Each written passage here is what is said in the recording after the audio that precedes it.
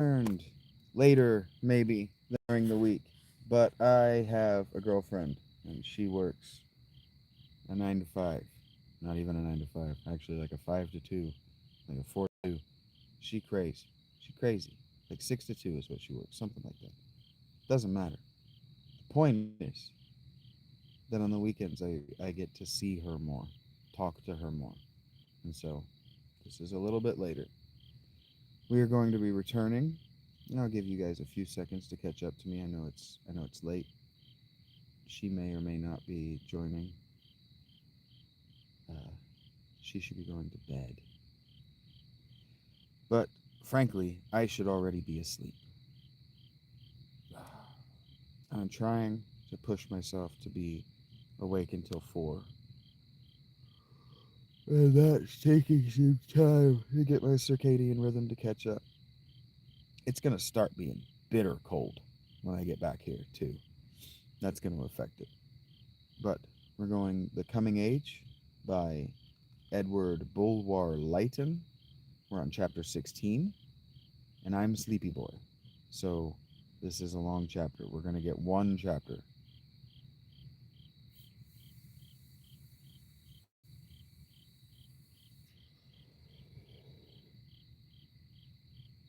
We are at the 42% mark in this book, according to my copy and Kindle. And I'll already tell you now, I know what we're going to read next. Spoopyween might continue into November. These late night readings are doing it for me intellectually and spiritually, creatively. Usually by now I would have 5 people, and they've been maintaining 5 people.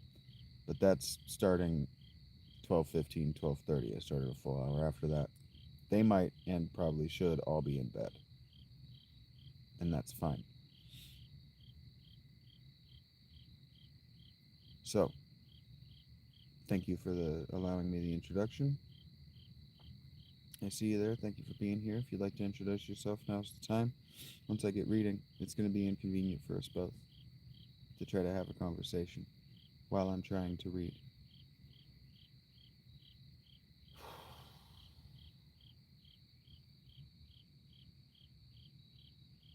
Okay, how did you,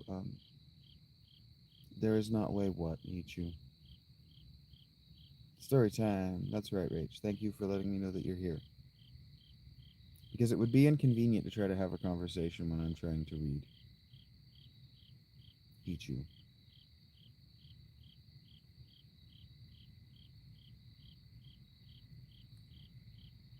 Do you want to escape, Hichu? There actually is a spider, Aven. It's making the thing that they make on the other side of my wall, like right up there. There are a lot of spiders around here, actually.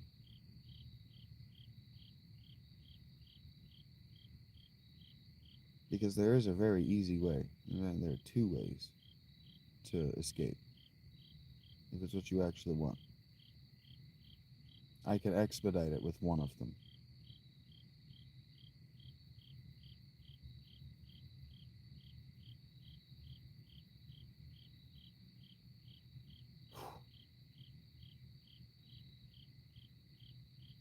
Okay, so we're going to move on with The Coming Age by Edward Bulwer Lytton, Chapter 16. I have spoken so much of the Vril staff that my reader may expect me to describe it.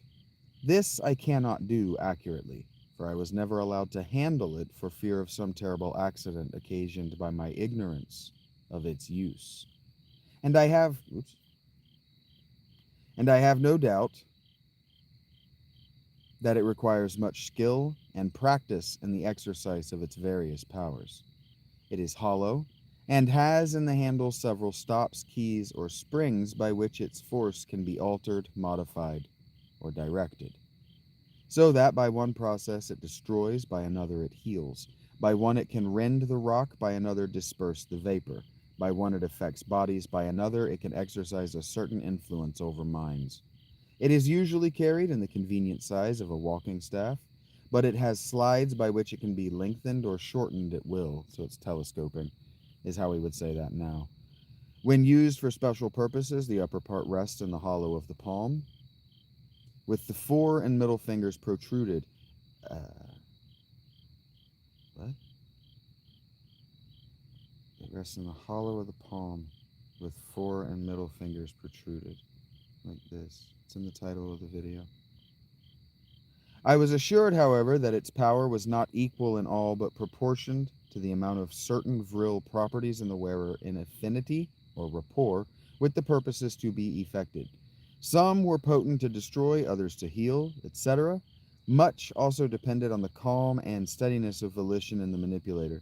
They assert that the full exercise of vril power can only be acquired by the constitutional temperament, i.e., by hereditarily transmitted organization, and that a female infant of 4 years old belonging to the Vrilya races can accomplish feats which a life spent in its practice would not enable the strongest and most skilled mechanician born out of the pale of the Vrilya to achieve. The pale, do you know what the pale is?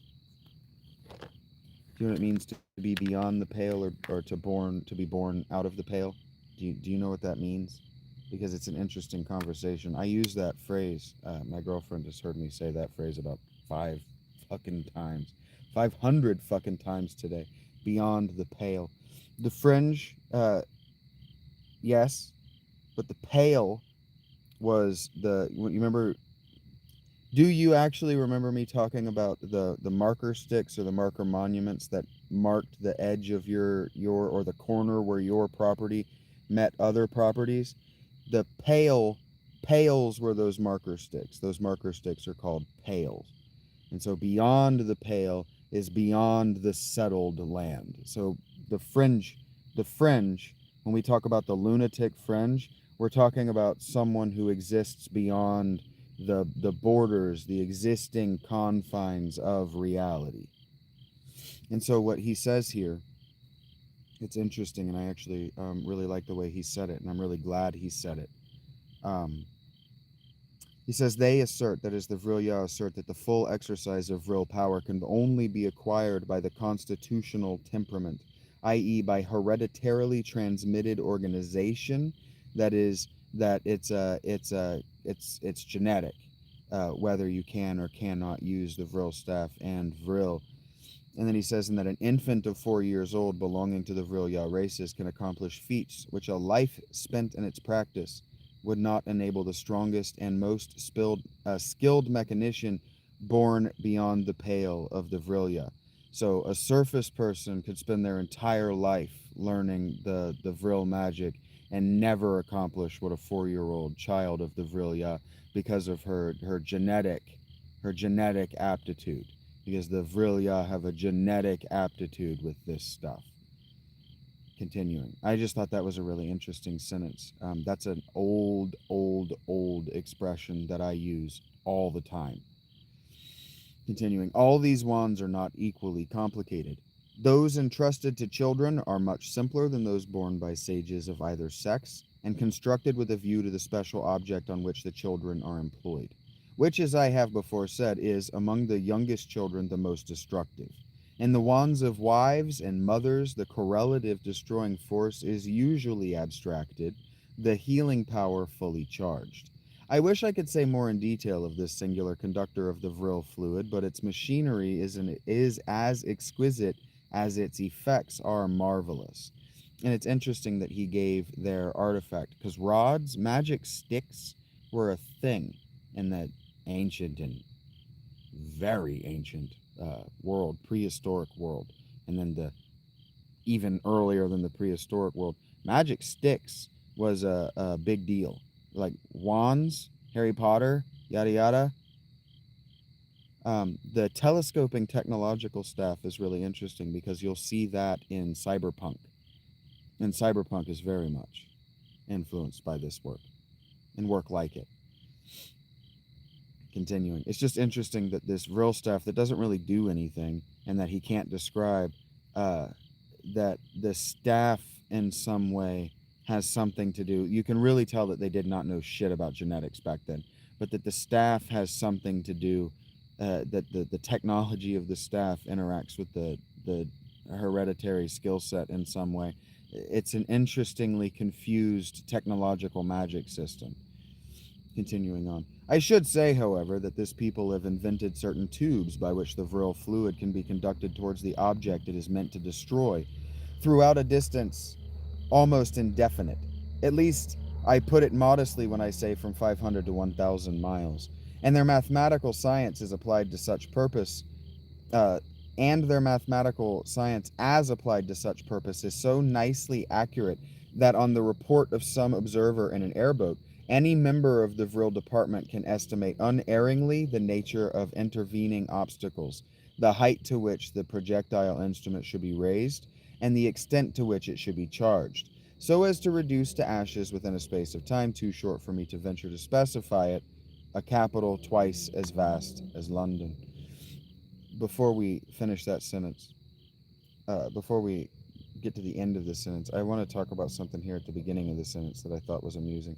Another conversation that I was having with one of my Patreon subscribers earlier in the week. Um,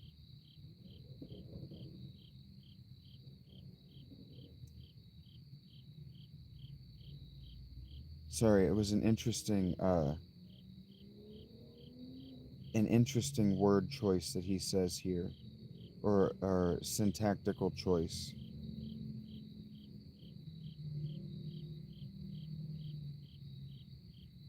Here we go.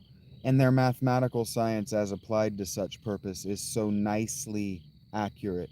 I once was explaining to one of my Patreon subscribers that the way we use the word nice today is in no way related to what the word means and has meant in the history of the English language.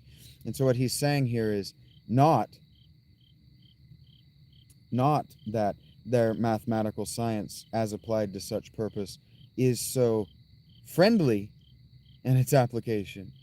It's so pleasant in its accuracy. The nicety means the it's narrow in its margin of error. I think that's cool. Certainly, these Arna are wonderful mathematicians, wonderful for their adaptation of the inventive faculty to practical uses. That's a really weird sentence. Certainly these Arna are wonderful mathematicians, wonderful for the adaptation of the inventive faculty to practical uses. I went with my host and his daughter Z over the great public museum which occupies a wing in the College of Sages, and in which are hoarded as curious specimens of the ignorant and blundering experiments of ancient times, many contrivances on which we pride ourselves as recent achievements. In one department carelessly thrown aside as obsolete lumber are tubes for destroying life by metallic balls and an inflammable powder on the principle of our cannons and catapults, and even still more murderous than our latest improvements. This is kind of hilarious to me. I don't know. I do know why. I know why it's funny to me, and I know why he did this. I know why he did this and the end of the previous paragraph where he says that the Vril technology that they have here can be used to reduce to ashes within a space of time too short for me to venture to specify at a capital twice as vast as London. In our previous chapter, he remembered our author that approaching the 40% mark is probably where there should be a plot, and so maybe he should twist it in. And so he goes to great length to say that the Vrilia have not had a violent conflict. In fact, none of the subterranean peoples has had a violent conflict, a war, in generations. Generations forgotten, maybe thousands of years, right? So long they don't even remember why people did war. And then he's saying that just like laying around the city, like lumber that had like trash in Shaggy Phil's fucking apartment, guns and cannon. Okay. And then he tells us that this technology that they have is capable of leveling, how did he put it, a capital twice as vast as the city of London, because he remembered that there needs to be a plot. and that it needs to be twisted into this story at some point. And so at the end of our last chapter, he went, "Oh yeah, their ancientest ancestors. I know at the beginning of the chapter I told you that their ancientest ancestors didn't have any animosity toward the upper world, and we also told you that we didn't know there was an upper world, but also our ancestors left us this mythology that we need to return to the upper world and genocide it." So he's telling us that this technology can be used to level London, because he's a Londoner, and this was published in Europe, and he's remembering from time to time his plot contrivances so that there is a plot. And what that's called is a first draft. We're reading a first draft. And so he continues from Edward Bulwer Lytton's The Coming Race. My host, which is also the title, anyway, my host spoke of these with a smile of contempt, such as an artillery officer might bestow on the bows and arrows of the Chinese. And he's also telling us that this technology is also old, that they haven't done wars in so long that they don't remember to do them, but they've also left war technology just lying around, I guess, and also that this people look on it with disdain as an old and inefficient killing technology. What we're reading is a first draft. And so why we're reading it is because the Nazis were so stupid, and Hollow Earth believers are so stupid, they can be duped by a first draft. Continuing. In another department, there were models of vehicles and vessels worked by steam, and of an air balloon, which might have been constructed by Montgolfier. Why? How would an air balloon work underground? And why would you want to risk it on the roof of the cavern? Why would you invent an air balloon if you don't think there's a surface worth visiting? Why would you need to elevate? Why would that be invented? Because it was new technology at the time of this reading or writing.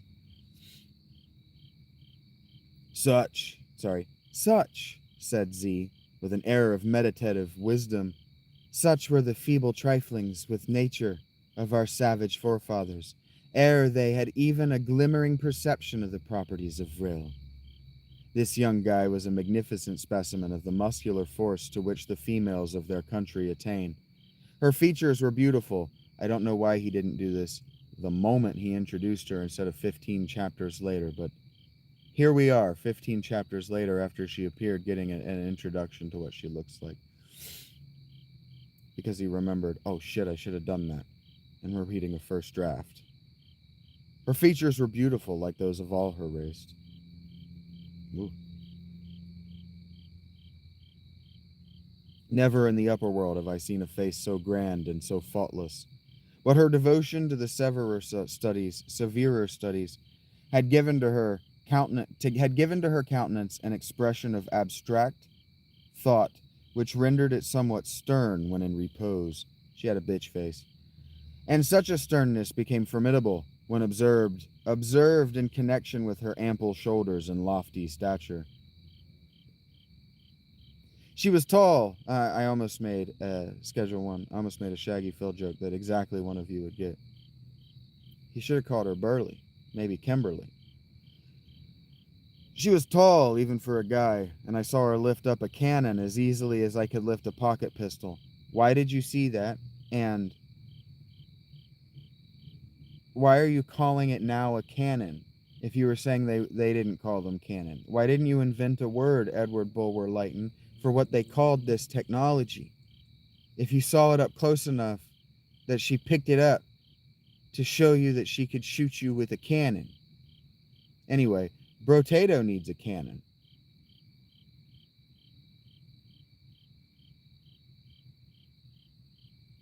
Z inspired me with a profound terror. Yeah, she just fucking held you up with a cannon. A terror which increased when we came into a department of the museum appropriated to models of contrivances worked by the agency of Vril. And I'm going to tell you right now, if somebody held you up with a black powder pistol, you wouldn't risk it. For here, merely by a certain play of her vril staff, she herself standing at a distance, she put into movement large and weighty substances. Now this I don't understand. Now this I actually don't understand. I don't know what I'm supposed to be imagining when I imagine vril. Because he's talking about this staff, and he's talking about a vril fluid that has to be pumped through pipes. But now he's talking about telepathy. So I actually don't know what I'm supposed to be. I don't know what I'm supposed to be visualizing. She seemed to endow them with intelligence and to make them comprehend and obey her command. That endow them with intelligence thing, that was another antique way of looking at the world. Whenever something would happen, like here in my tent, leaves fall on my tent a lot, or water will fall from the leaves of the trees. It'll fall and sprinkle on the tent, and I'll go, huh, it's not raining. And so what people would do is they would aspire intelligence to the tree, and they would think that the tree had chosen to sprinkle water onto your tent. This is why in fairy tales, especially of the Disney variety, you see inanimate objects and animals behave in human intelligent ways. It's not because it's actually a cartoon trope. It's because this is what very intelligent, or at least very well informed, educated, and imaginative people actually believed, because it's what their science understood. So when he says that she even appeared to endow items with intelligence and to make them comprehend and obey her command, we're talking about Mickey with those brooms. She set complicated pieces of machinery into movement, arrested the movement, or continued it, until within an incredibly short time, various kinds of raw material were reproduced as symmetrical works of art, complete and perfect. Whatever effect mesmerism or electrobiology produces over the nerves and muscles of animated objects, this young guy produced by the motions of her slender rod over the springs and wheels of lifeless mechanisms. And so we would understand what he's talking about as electromagnetism, or something like radar, right? Or so like Nikola Tesla invented radio controlled like cars. So he made a remote control boat, like little toy boat. Then he would do the in New York, they have the boat thing. They have that pond or whatever it is that they put those sailboats out. He put the world's first remote controlled sailboat out there. And so what he's describing now with Vril is very much like electromagnetism or radio. Things that if they saw what we can do with Bluetooth, a person in the 19th century would think was magic. They would understand it as magic. Oh, that's magic. And they go, enough said. Magic. What do you call it? Bluetooth? Magic. They wouldn't need to know how, whatever that is, it's a radio frequency. They wouldn't need to know all of that. They wouldn't care to. Some people would be fascinated to know, and those people would become us, because the people who were fascinated to know figured it out. When I mentioned to my companions, continuing, my astonishment at this influence over inanimate matter, while owning that, in our world, I had witnessed phenomena which showed that over certain living organizations, certain other living organizations could establish an influence genuine in itself, but often exaggerated by credulity or craft. What? Z, who was more interested in such subjects than her father, bade me stretch forth my hand, and then, placing it beside her own, she called my attention to certain distinctions of type and character. In the first place, The thumb of the guy, and as I afterwards noticed, of all that race, male or female, was much larger, at once longer and more massive than is found with our species above ground. And that is him saying that they were more human than us because at the time we thought that the opposable thumb was the deciding evolutionary factor. We didn't appreciate that other primates had thumbs, and in fact that thumbs are kind of what distinguish primates. Kind of. I'm probably wrong about that, but they didn't know. And so he's like, she's got a massive thumb to demonstrate that she's even more human and higher evolved than us, because that's how they understood the world back then. There is almost in this as great a difference as there is between the thumb of a man and that of a gorilla. Secondly, the palm is proportionally thicker than ours. The texture of the skin infinitely finer and softer. Its average warmth is greater. More remarkable, okay, so they've got great big dick thumbs. Anyway, more remarkable than all this is a visible nerve, perceptible under the skin. You know, that's how you would evolve a great big thumb like that, right?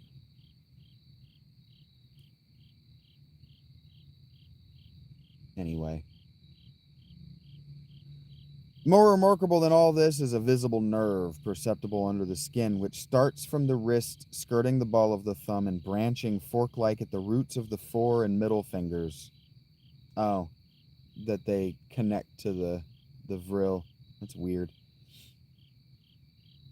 With your slight formation of thumb, said the philosophical young guy, and with the absence of the nerve which you find more or less developed in the hand of your race, you can never achieve other than imperfect and feeble power over the agency of vril.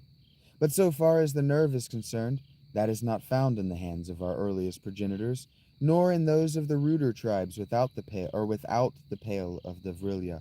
Without also meant outside. And that's not the only way, I guess. He's thought about this. So they've got a giant thumb. It must have evolved from holding that thing. Imagine if we like evolved giant thumbs from holding our like if how do you hold a phone holding it to you? Like if this part of our hand just became fucking massive from holding our smartphones, and that somehow became a heritable trait. That's what he's describing here. It's kind of dumb. It's kind of dumb. Oh boy. That's such a fucking long sentence. It has been slowly developed in the course of generations, commencing in the early achievements and increasing with the continuous exercise of the vril power. Therefore, in the course of 1 or 2,000 years, such a nerve may possibly be engendered in those higher beings of your race, who devote themselves to that paramount science through which is attained command over all the subtler forces of nature permeated by vril, which doesn't make sense. Her highest calling, mythologically, is to return to the surface and kill all of us. So why the fuck would they want us to evolve into them? Anyway. But when you talk of matters as something in itself inert and motionless, your parents or tutors surely cannot have left you so ignorant as to not know that no form of matter is motionless and inert. Every particle is constantly in motion and constantly acted upon by agencies, of which heat is the most apparent and rapid, but vril the most subtle, and when skillfully wielded, the most powerful. And so vril is almost electricity. It's like, I don't know what the physics of whenever this book was published, and someone would have to Google it for me. I'm not looking right now, and I'm not connected to the internet on my laptop. But I don't know what their model of particle physics looked like in the 1870s. Just that. I don't know when this book was actually published. But let's just say the 1870s. I know they didn't have special relativity. But I don't know if they had good enough microscopes yet to actually see atoms and to know exactly what was going on at the subatomic level, or at least the subparticular level.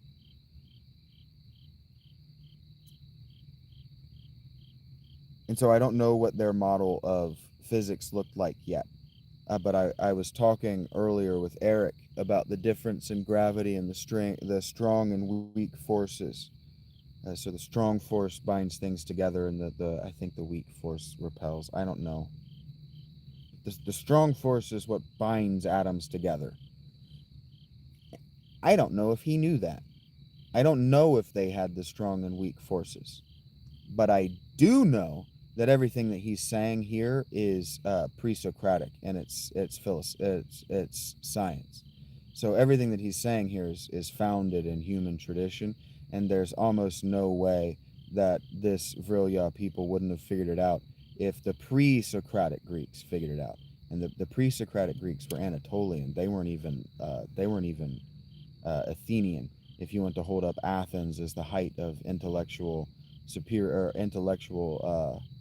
sophistication, ironically using that word, if you want to think of Athens as the height of intellectual sophistication, you have to understand that everything that they believed to build on that came from Anatolia, from people called the pre-Socratics.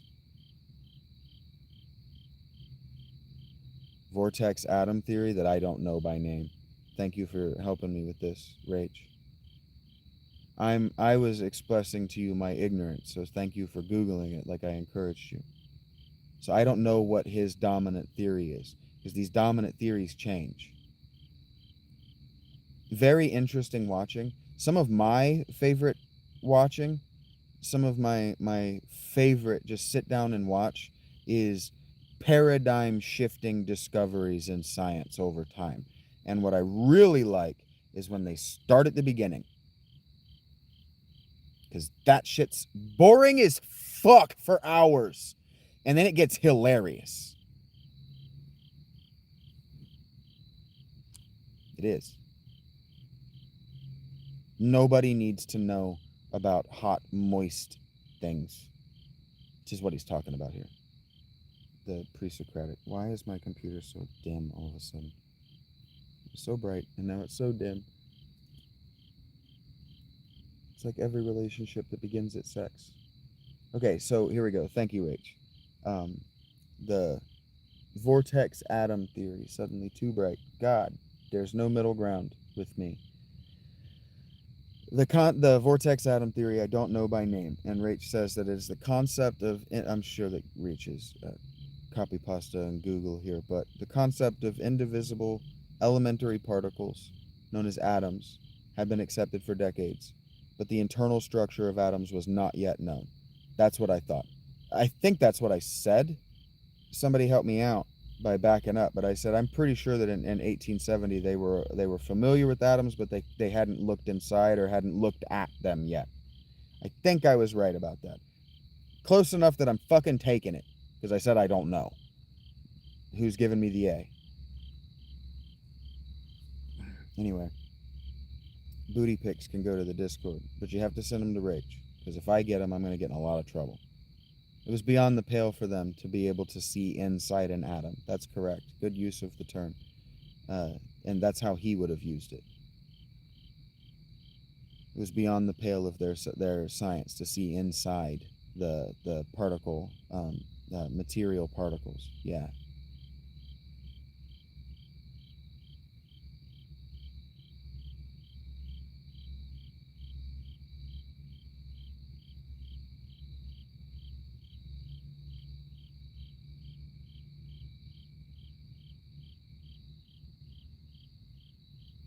Thank you, Rach. I appreciate the help.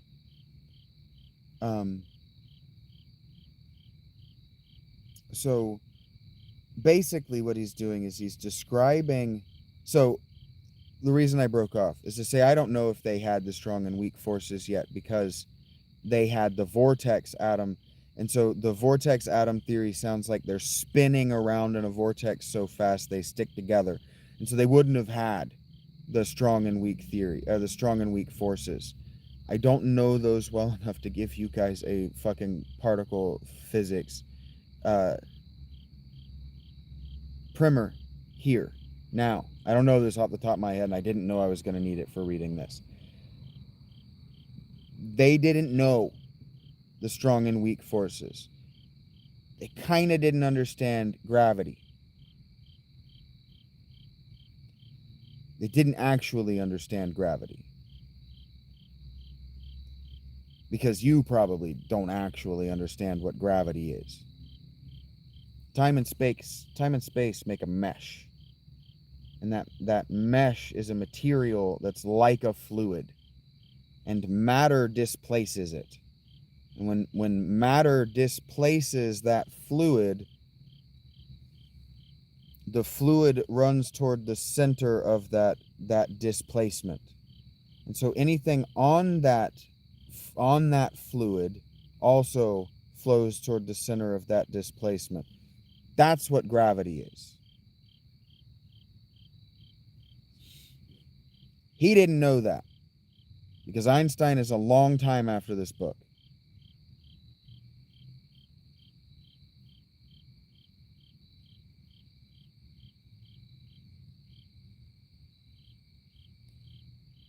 Gravity, when people describe what gravity is, when physicists try to describe it to you, they'll describe it like a sheet. They'll describe it like this. Shut up. This is time space. And when you put this in it, and you can, nah, it's not going to work that way. This is time space. When you put this in it, it displaces it. Which you can see from the underside. That taut, it's displaced. And now, anything that weighs less than this will fall into that hole. And the more or less it weighs, the more it's pulled toward that hole by what would for that thing be a subtle decline. For a thing that's very small, think about it. Mount Everest wouldn't be that sharp of a fall down. But Mount Everest, for a tiny little pebble, is going to be a very rapid descent. That's what gravity is. That's how they describe it. But gravity is not a two-dimensional plane. Gravity is a mesh of time and space. As you know, space is three-dimensional. Gravity is a fluid. So a planet is like spheroid, and all around it, time and space are being warped around it in a counterintuitively inverted, turned inside out kind of way, where there's time and space, and then this shit in it is neither time nor space, but it occupies both. And that's how shit comes together to make more shit and then blow up. That's how the universe made itself. There's no why about it. The four-dimensional infinite fluid grid of time and space needs stuff in it, or it's nothing. It's just time and space. Without matter to displace it, it's nothing. It doesn't exist. So Vril is somewhere between electromagnetism and the strong and weak forces. He's trying to fill the gaps of what they know about atomic theory with magic. And so the space between atomic theory that is magic can do anything in a fictional story. And so she says that Vril was the most subtle and, when skillfully wielded, the most powerful of all the natural forces with which the universe is made. And at the time that this was composed, they didn't know what all of those are yet. We still don't. Like antimatter and anti-energy, dark energy, we don't actually know what they are. We've given them names because we don't know what they are.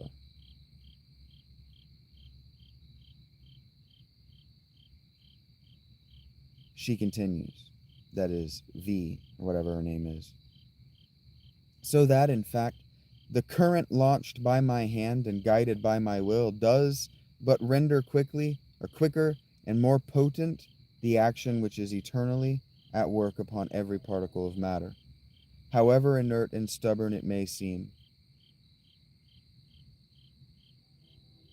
If a heap of metal be not capable of originating a thought of its own, yet Through its internal susceptibility of movement, it obtains the power to receive the thought of the intellectual agent at work on it, by which, when conveyed with a sufficient force of the vril power, it is much compelled to obey as if it were displaced by a visible bodily force.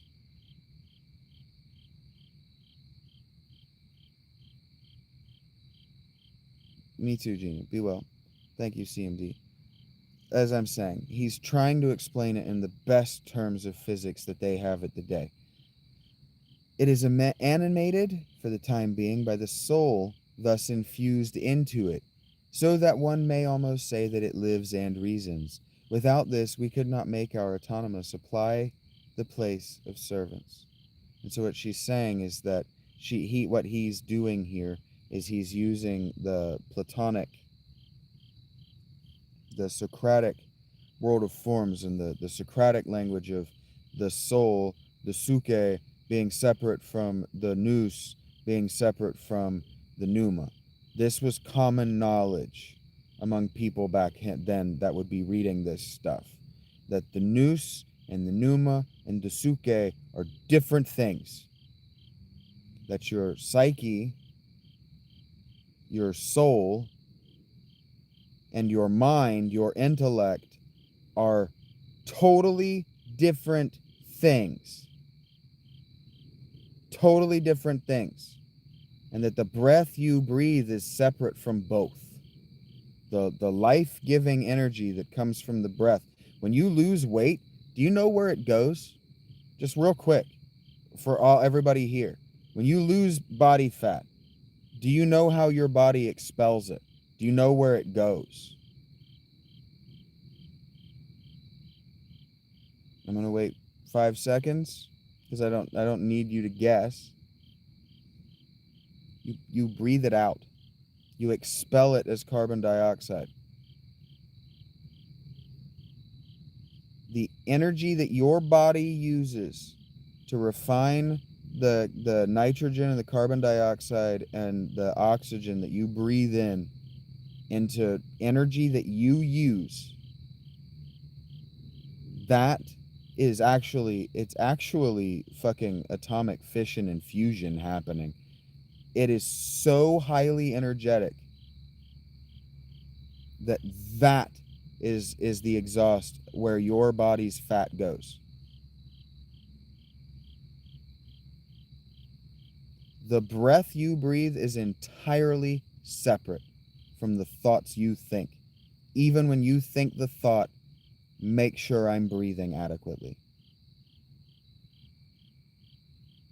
I don't know how you think we breathe through the blood. Obviously, you breathe through the mouth into the lungs, and at the lungs, the blood is oxygenated. What do you think the blood is? The blood is a delivery system for, among other things, the oxygen that you're separating in the lungs. But we breathe in the lungs. And it's not how we're programmed. That's what she just said, is that she uses her stick to program souls into inanimate objects and make them do her will. That's not a real thing.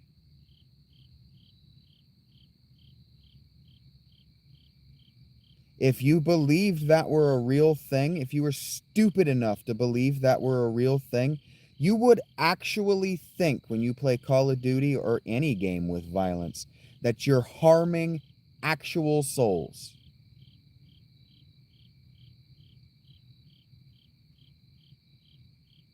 But you don't think that. You're not stupid enough to think that. Because nobody thinks that anymore and is taken seriously. But the Vrilya thought that and were taken very seriously by the Nazis. Germany, at the time this book was written, this book was probably written contemporary to Neuschwanstein Castle, which is an automaton castle.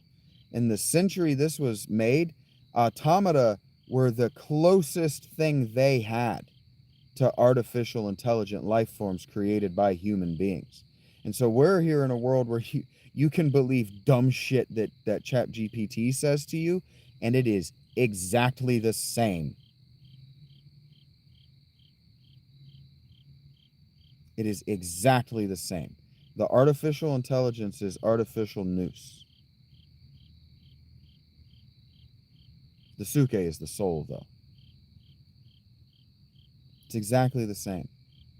Like the Chat GPT can give you attitude, cop an attitude with you because it doesn't like that you want it to do the thing that you asked it to do. It's art imitating life. That's all that is. Artifice imitating human behavior. Why? Because a human being programmed it to do so. Human beings are not programmed. Human beings can be conditioned, but you cannot condition a computer because computers are not learning entities. A learning language model, on the other hand, is not an entity. It is a computerized model conditioned to behave like a learning entity. Y'all are dumb. Y'all are dumb. No, there really aren't many levels. You don't level up, and it's not on a fucking ziggurat. There are not many hierarchies of knowledge or technology. There are just not many hierarchies. There is one standard. And if you don't fit to it, you're the asshole. My experience is not just mine. My experience is the experience of millions and billions of human beings. You're dumber in hell, life and love.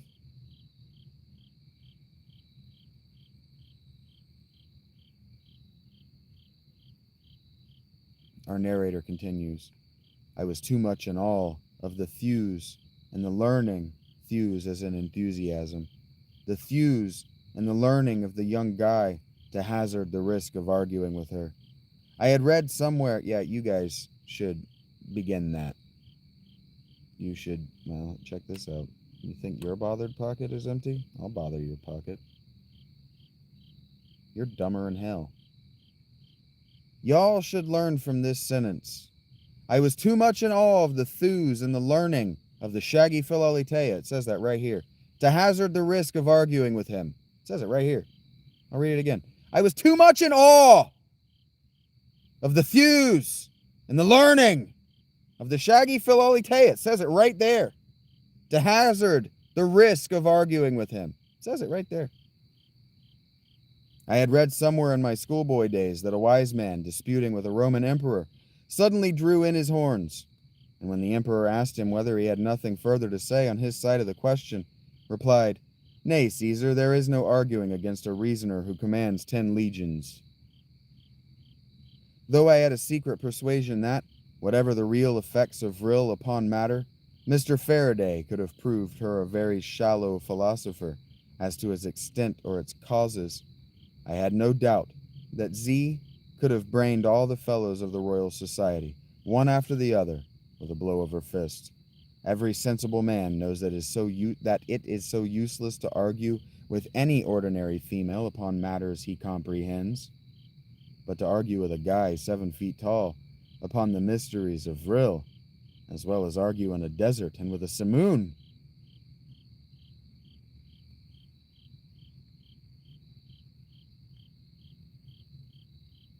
Amid the various departments to which the vast buildings of the College of Sages was appropriated, that which interested me most was devoted to the archaeology of the Vrilya, and comprised a very ancient collection of portraits. In these, the pigments and groundwork employed were of so durable a nature that even pictures said to be executed at dates as remote as those in the earliest annals of the Chinese retained much freshness of color. That's actually pretty cool that they knew back then the antiquity of the Chinese records. And continuing on, and examining this collection, 2 things especially struck me. First, that the pictures said to be between 6,000 and 7,000 years old were of a much higher degree of art than any produced within the last 3,000 or 4,000 years.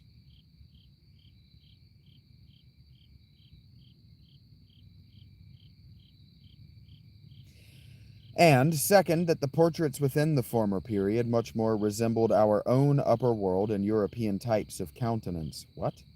The portraits within the former period much more resembled our own upper world and European types of countenance. Some of them indeed reminded me of the Italian heads which look out from the canvases of Titian, speaking of ambition or craft, of care or of grief, with furrows in which the passions have passed with iron plowshare. These were the countenances of men who had lived in struggle and conflict before the discovery of the latent forces of vril had changed the character of society. Men who had fought with each other for power or fame, as we in the upper world fight. His dating is weird.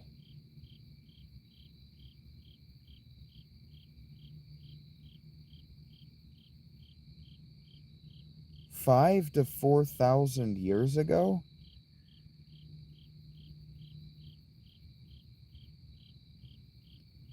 Was when we were just beginning high art.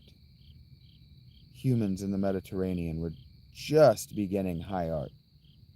5 to 4,000 years ago is when Sumer was singing Gilgamesh.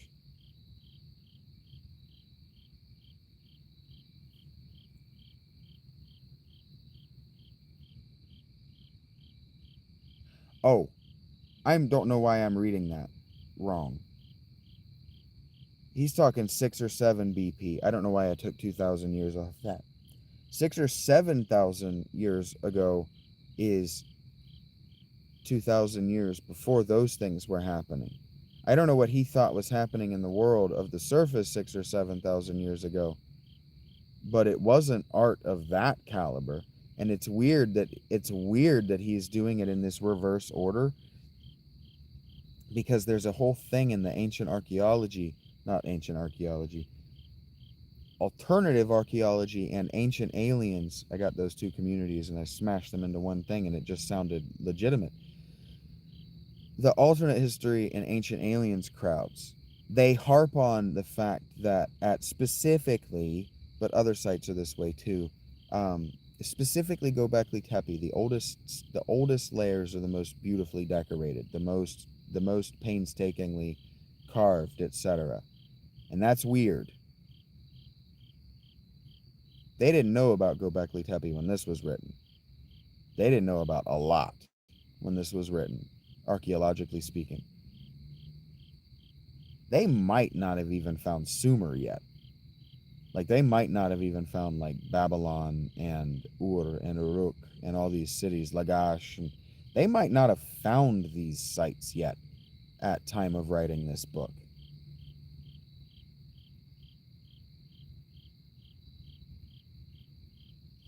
And then he chooses 3 or 4K BP to have their art dramatically change into the modern style.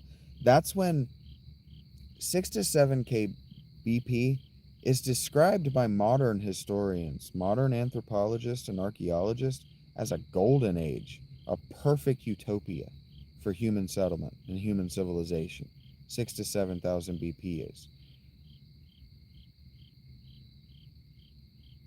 3 and 4, that 5K, that 5 millennium line, some shit went down. Some serious shit went down. And then 3 and 4 were very different. 1,000 years. The millennium markers. Things moved a lot slower back then.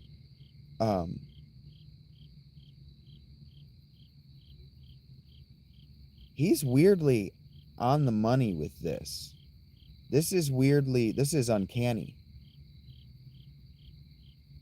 Shit did go down. A lot changed in 5,000 BC. Or 5,000 BP. No, 5,000 BC. It's hard to calculate these numbers, but he's in my head. I'm struggling with it. But he's put this at the right time. 6000 BP is how he's got this. He's put this all at the right time, minus 100 years, but that doesn't matter. It's weird. It's weird that he's using actual moments in the turbulence of human history that they didn't have access to. Not Naked Gun 2. And Guillermo, this is a really inappropriate time, buddy. A really inappropriate fucking time. This is uncanny. The alternate history crowd and the ancient aliens people, they want to fiddle with the dates of stuff, but they always point out that stuff is older on the bottom. Not older, of course it's older. Stuff is more beautiful in the bottom. It's more difficult. It's a higher degree of tolerance. It's a higher degree of craftsmanship at the bottom. These bottom layers, these older layers, they're always harping on that. And they're right, it's weird, but it doesn't mean anything. It just means that people came after and repaired it, and it had been there for a long time, but it doesn't mean that it had been there for 50,000 years. It doesn't have that much wear. It just doesn't. This is weird. This is uncanny. This is the only thing that I've been like, that's weirdly right, actually.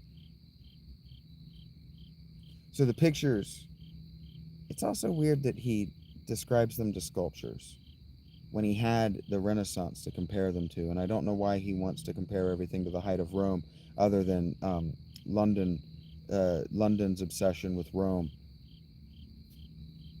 that continues. Some of them, no wait. Yeah.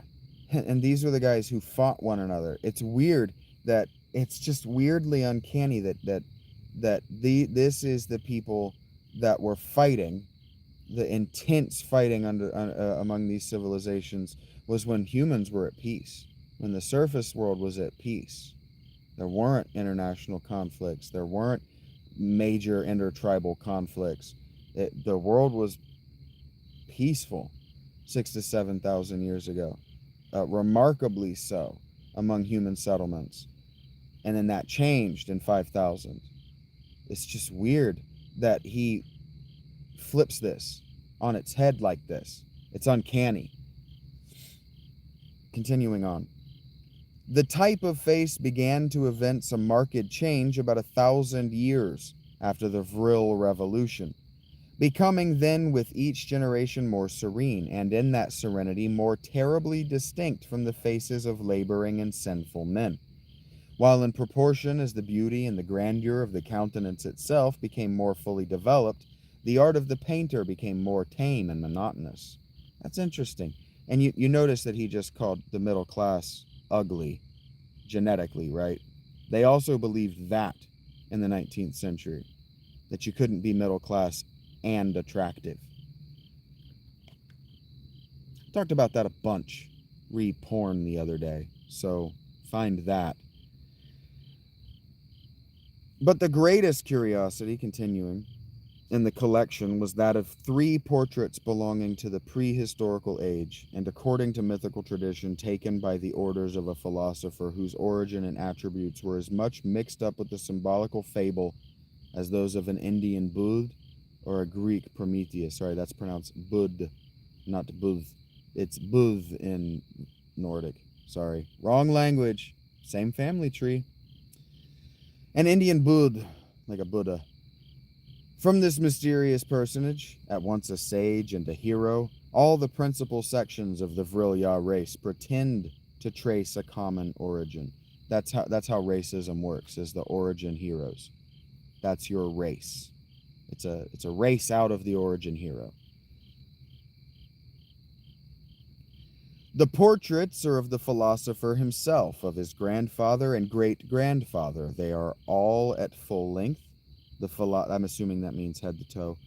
The philosopher is attired in a long tunic, which seems to form a loose suit of scaly armor, borrowed perhaps from some fish or reptile, but the feet and hands are exposed. Okay, this, I don't know if he had access to this. I don't know. But I do know that the ancient aliens and alternate history crowd like Graham Hancock are neo-Nazis, and they really like this book. Um, and the fish thing, this is Dogon. This is a Levantine god. Um, that I don't know. I don't know if they had the archaeology on. I don't know. But this was a Levantine god. This was a figure among Levantines about 4,000 years ago at the appropriate time. Maybe not that late, but still, or not that early. Maybe not 4,000 years ago. 2000 BC. Yeah, I got that right. About 4,000 years ago, this was a religion. What he's describing here. The philosopher is attired in a long tunic, which seems to form a loose suit of scaly armor borrowed perhaps from some fish or reptile, but the feet and hands are exposed. There's wall art of this. The digits in both are wonderfully long and webbed. He has little or no perceptible throat and a low receding forehead, not at all the ideal of a sage's. And he's already talked about phrenology. He has bright brown prominent eyes, a very wide mouth and high cheekbones, and a muddy complexion. According to tradition, the philosopher had lived to a patriarchal age, extending over many centuries, and he remembered distinctly in middle life his grandfather as surviving, and in childhood his great-grandfather. The portrait of the first he had taken, or caused to be taken, while yet alive. That of the latter was taken from his effigies in mummy. The portrait of his grandfather had the features and aspect of the philosopher, only much more exaggerated. He was not dressed, and the color of his body was singular, the breast and stomach yellow, the shoulders and legs of a dull bronze hue. The great-grandfather was a magnificent specimen of a batrachian genus, a giant frog, poor et simple. That's funny. That's funny.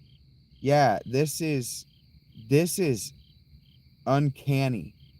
Um, he is doing his best, doing his very level best to put mystery religions that we didn't know shit about um, underground, because that's where they were performed. Continuing on. Among the pithy sayings which, according to tradition, the philosopher bequeathed to posterity in rhythmical form and sententious brevity, I don't know what that means. This is notably recorded. Humbly yourselves, my descendants. The father of your race was a twat, tadpole. Exalt yourselves, my descendants, for it was the same divine thought which created your father that develops itself in exalting you. This is a religion. The Greeks with the tadpoles and frogs and shit. There were a fuckload of religions. The Mesoamerican religions had a frog god that was involved in being at the creation. Um, this has got very interesting to me. Arflen told me this fable while I gazed on the three batrachian prophets. I said in reply, "You make a jest of my supposed ignorance and credulity as an uneducated Tish.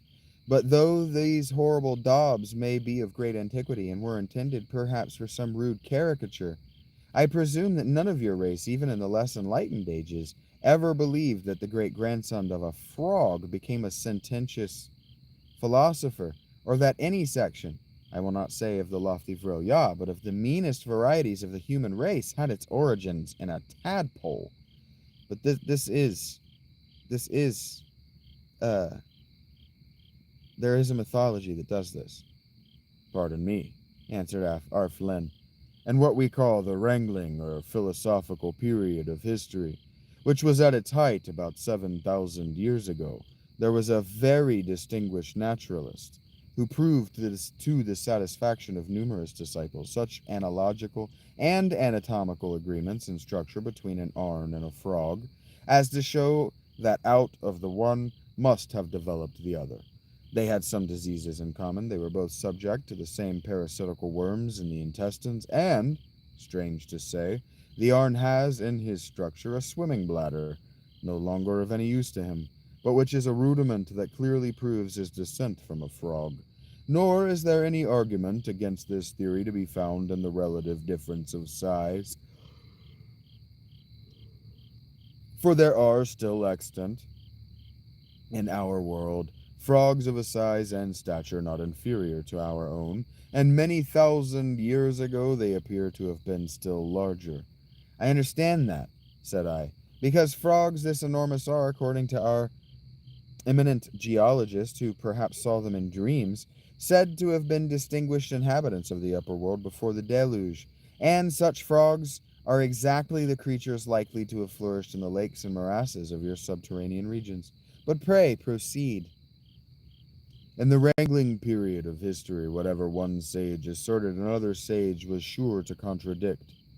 Actually, just real quick, does anybody remember in Final Fantasy III the people who live under the ground and you have to turn into a frog to access them? In fact, it was a maxim in that age that the human reason could only be sustained aloft by being tossed to and fro in the perpetual motion of contradiction. And therefore another sect of philosophers maintained the doctrine that the Arn was not the descendant of the frog, but that the frog was clearly the improved development of the Arn. The shape of the frog, taken generally, was much more symmetrical than that of the Arn. Besides the beautiful conformation of its lower limbs, its flanks and shoulders, the majority of the Arna in that day were almost deformed and certainly ill-shaped. Again, the frog had the power to live alike on land and in water, a mighty privilege, partaking of a spiritual essence denied to the Arn, since the disuse of his swimming bladder clearly proves his degeneration from a higher development of species. Again, the early races the earlier races of the Arna seem to have been covered with hair, and even to a comparatively recent date, hirsute bushes deformed the very faces of our ancestors, spreading wild over their cheeks and chins as similar bushes, my poor Tish, spread wild over yours. But the object of the higher races of the Arna through countless generations has been to erase all vestige of connection with hairy vertebrata, and they have gradually eliminated that debasing capillary excrement by the law of sexual selection. Jesus Christ. I wish I wish that writers like this would just have the dialogue be the way people talk. These people have a language barrier. Why is this man speaking like this?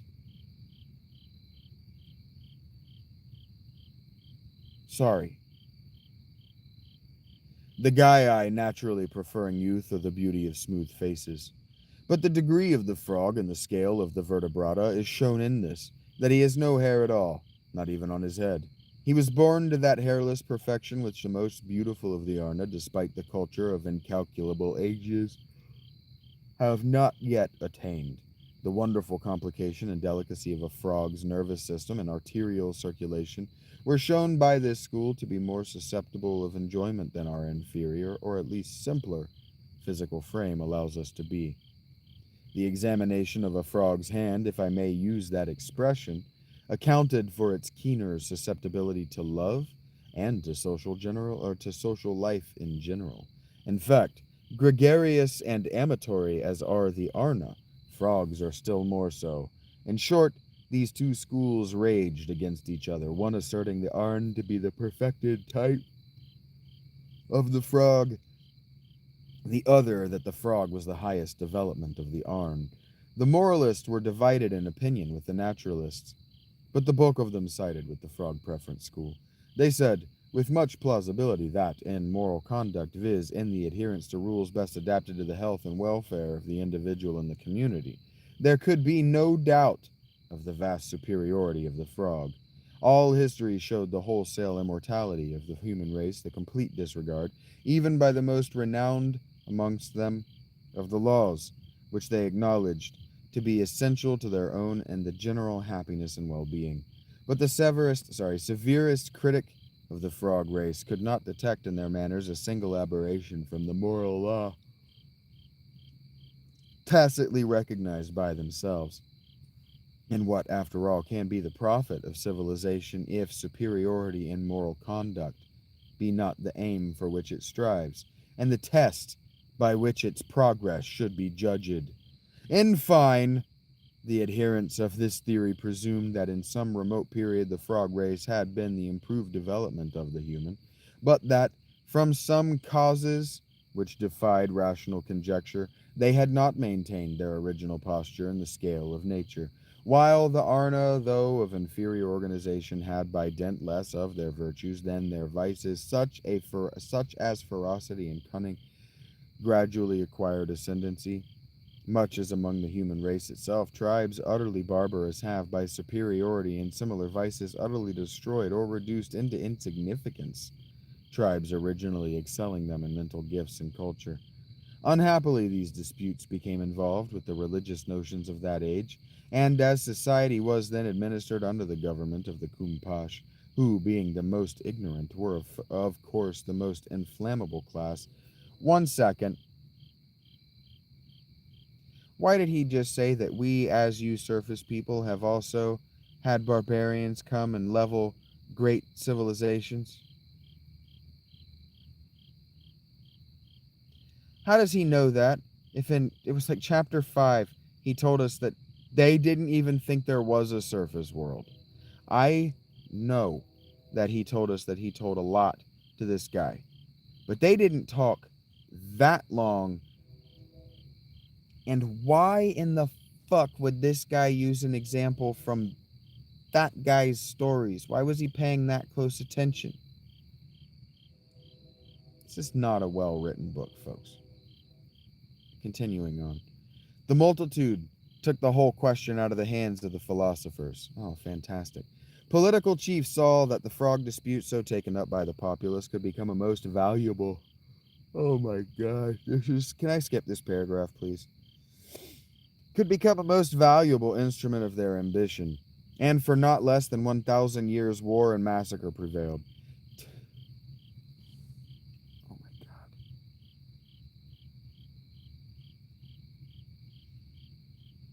Oh my God. This is such a fucking stupid parody. Why am I reading a parody all of a sudden? Oh, it's really bothering me. The satire is trying to be funny and it's really pissing me off. Yeah, this one has become a hate read. We were just going to laugh at how stupid Nazis are for believing this stuff, but now the actual book is starting to piss me off. Okay, so we're just going to push through. I don't know why this is satire, but it's legitimately upsetting me. The multitude took the whole question out of the hands of the philosophers. Political chiefs saw that the frog dispute, so taken up by the populace, could become a most valuable instrument of their ambition, and for not less than 1,000 years war and massacre prevailed, during which period the philosophers on both sides were butchered, and the government of Kumpash itself was happily brought to an end by the ascendancy of a family that clearly established its descent from the aboriginal tadpole, and furnished despotic rulers to the various nations of the Arna. These despots finally disappeared, at least from our communities, as the discovery of Vril led to the tranquil institutions under which flourish all the races of the Vril-Ya. There's another long one coming. Just bear with me. I will yawn through it. And do not wranglers or philosophers now exist to revive the dispute? Or do they all recognize the origin of your race in the tadpole? Nay, such disputes, said Z. Nay, such disputes, said Z, with a lofty smile, belong to the Pa-Bod of the Dark Ages, and now only serve for the amusement of infants.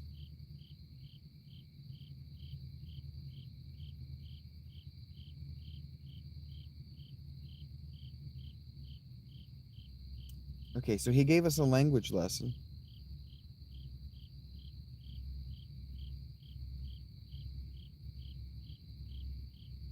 And it pisses me off that he chose the word for philosophers to be so similar to Bud, like Buddha in the Indian, and that Bud is in this chapter. he likens someone to a bud in this chapter, and then he uses that pa bod. That's annoying. Sorry. Belong to the pa bod of the Dark Ages, and now only serve for the amusements of infants. When we know the elements out of which our bodies are composed, elements in common to the humblest vegetable plants, can it signify whether the All-Wise combined those elements out of one form more than another, in order to create that in which he has placed the capacity to receive the idea of himself, and all the varied grandeurs of intellect to which that idea gives birth?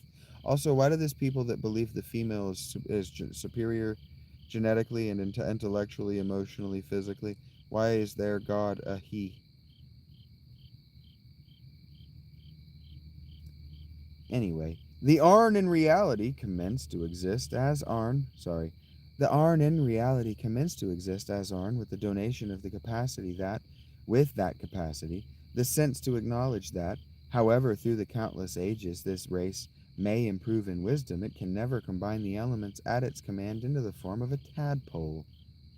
You speak well, Z, said R. Flynn, and it is enough for us short-lived mortals to feel a reasonable assurance that whether the origin of the Arn was a tadpole or not, he is no more likely to become a tadpole again than the institutions of the Vril-Ya are likely to relapse into the heaving quagmire and certain strife-rot of a Kumpash. Thank God. Fuck, that was annoying. We're only doing one chapter tonight. Fuck, that one was annoying. Fuck. Yeah, the other ones put me to sleep. That one just hurt. It was just progressively pissing me off. Uncanny, though, that he got the timelines right. Not right. Not right.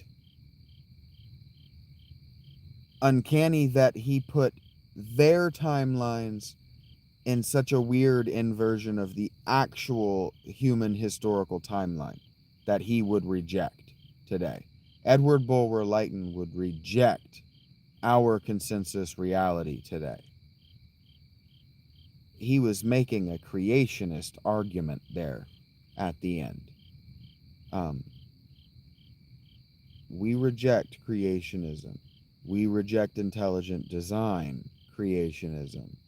And that was the argument he was making there at the end. So that's over. I have a little bit of battery. I gotta palate cleanse that away by reading something very good. And I'm gonna read it out of order. So you guys fucking cope. Just fucking cope. Your faces right in.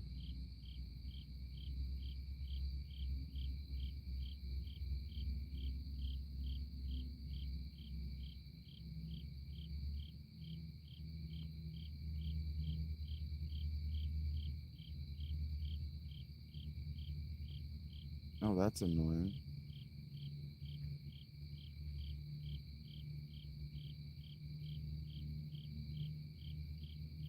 Oh, that's annoying. I didn't know it looked like this on the desktop.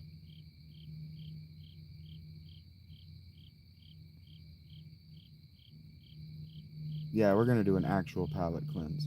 And I don't know if that's the PALLET palette or the PALATE palette.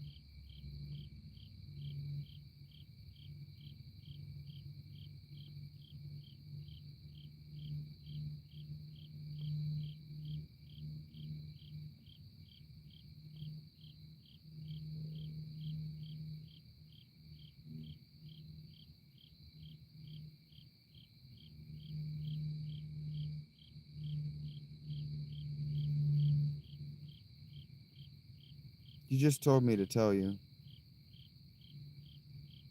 Okay. I am going to read a fairly, actually probably longer than what I just read because it's mine. But I'm going to read for you from my work, and this needs to go away, please.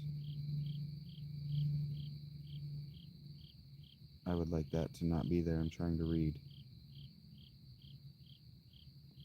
That's okay. So the Patreon desktop site, I'm just learning, super inconvenient for the way I'm using it. It doesn't look anything like this or this inconvenient on the app. Highly recommend that if you're going to engage with my work, that you recommend that you engage with Patreon from the app. Highly recommend. This is fucking annoying.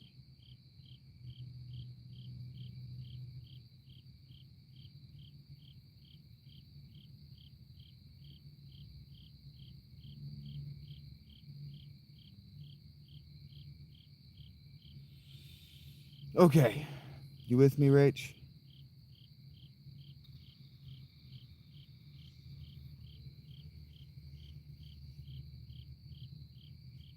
The Patreon app is fucking stellar. That's why I use that site, and that's why I encourage people to go there. I had no idea the desktop site is such a fucking nightmare. I am so sorry. I had no idea. It's beautiful on the app. Everything I've posted is gorgeous and works wonderfully on the app. Had no idea that the desktop looks this shit. It's a shitball site. The desktop is shitballs for how I'm using it. I had no idea, and I am deeply embarrassed that I never looked at my own site on the desktop. Deeply embarrassed. I've only had one for a couple of weeks, access to a laptop since I've been using the Patreon in this way. Had no idea. Deeply embarrassed. Anyway, I am not going to be reading from, I am going to be reading This Is Not Robert Longshore. The Memoirs of the Fulcrum of Fate, Book 1, Part 2, Episode 8. This was originally composed in the early part of 2021.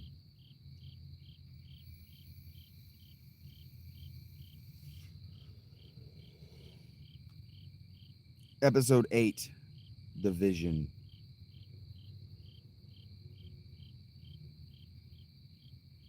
Some 15 minutes later, when I arrive at my office, I'm basically fine. Some aches and potential bruises along my back and shoulders, but fine. I shut the door easily behind me and make my way over to my desk. I round behind it, finding a drag. Then I grab a fresh candle and one of the sticks trisecting my desk. Combining these three items in the right order, I end up with a lit candle and a stick, and make my way to the back wall of my office.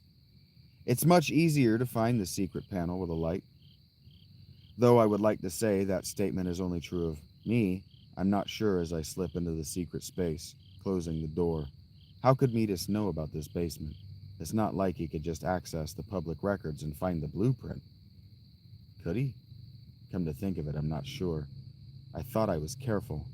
Alright, so not Genghis Khan careful. I mean, I didn't kill or have killed everyone who worked on my office, including the borderline genius who crafted this secret door for me. Really. The panel, the way it was engineered, it was perfect. Invisible. I'd had to build this place basically from scratch. It had all but rotted down around the previous owners, not unlike most of the buildings on my street. Just because I was in the Jewish colony didn't mean that large parts of it weren't abandoned still. But that was fine. That meant I could make it my own, in a manner of speaking. There were windows, 4 of them, 2 in the sidewalls, 2 in the wall facing the street, but they were covered up with thick black curtains. The walls on the interior are paned with pine from the Fiemme Valley, the same trees that Stradivari would use for his violins, as fate would have it. I do not stop, or even slow, to ponder this, instead heading immediately down the spiral stone staircase. There are certain decisions which must be acted out at once, certain irons which, as they say, must be struck while they are hot. I had learned something from my visit to Peto. It did not take me long, replaying the moment in my memory almost as soon as I was outside the tavern, to figure out exactly what magic she thought I would use. In my case, this was not so much a hot iron type situation, unless you mean the trial by fire where the accused is made to hold an iron while it's red hot to prove his or her innocence. In that case, Hell yes, it was. It was more like, and specifically that, if I had hesitated for even a second, I was more than unlikely to follow through. I was destined to. I emerged into my laboratory. The space is not larger than my office, but filled with a sea of tables, only the merest of deer paths navigating them. As it is, it feels vast. Perhaps this is what potential feels like. Possibility. There was so much of it. Possibility. Piled atop those tables and in the floor beneath them. I'm not making a false claim when I say that my laboratory was the most sophisticated in all of Christendom. Nay, outside of Baghdad. It was very likely the only one in Christendom. I had glass objects, alembics and the like, which would not make their way to Europe via the Muslim caliphates for centuries. Projects, finished, unfinished, and started alike, filled the room. I head straight for the table at the back I'd visited earlier this day. It's easy to demonize drugs, especially the good ones. Psychedelics and entheogens, hallucinogens, have been with humans since before you were fully modern humans, potentially for millions of years. I'm not here to tell you about the stoned ape hypothesis, but I am going to tell you that there are good reasons that psychedelics are treated how they are. I should say numerous reasons. Few of them are actually good. I feel no pressure, nay, need, to articulate an argument in favor of drugs. Drugs, especially the good ones, are frightening. Consciousness is frightening. Built right into the brain are structures for fearing your consciousness, and mine are starting to wake up as I walk. As the reality of what I'm coming down here, intending to do, dawns on my mind. Fear is an indelible part of the human experience. It was fear that first caused your ancestors to walk upright. It was fear which caused you to harness fire and cover yourselves in the skins of your kills, even one another. And it is fear which causes you both to avoid and to use drugs. There is a way of describing the mind where you say something like, the ego is the president of your consciousness.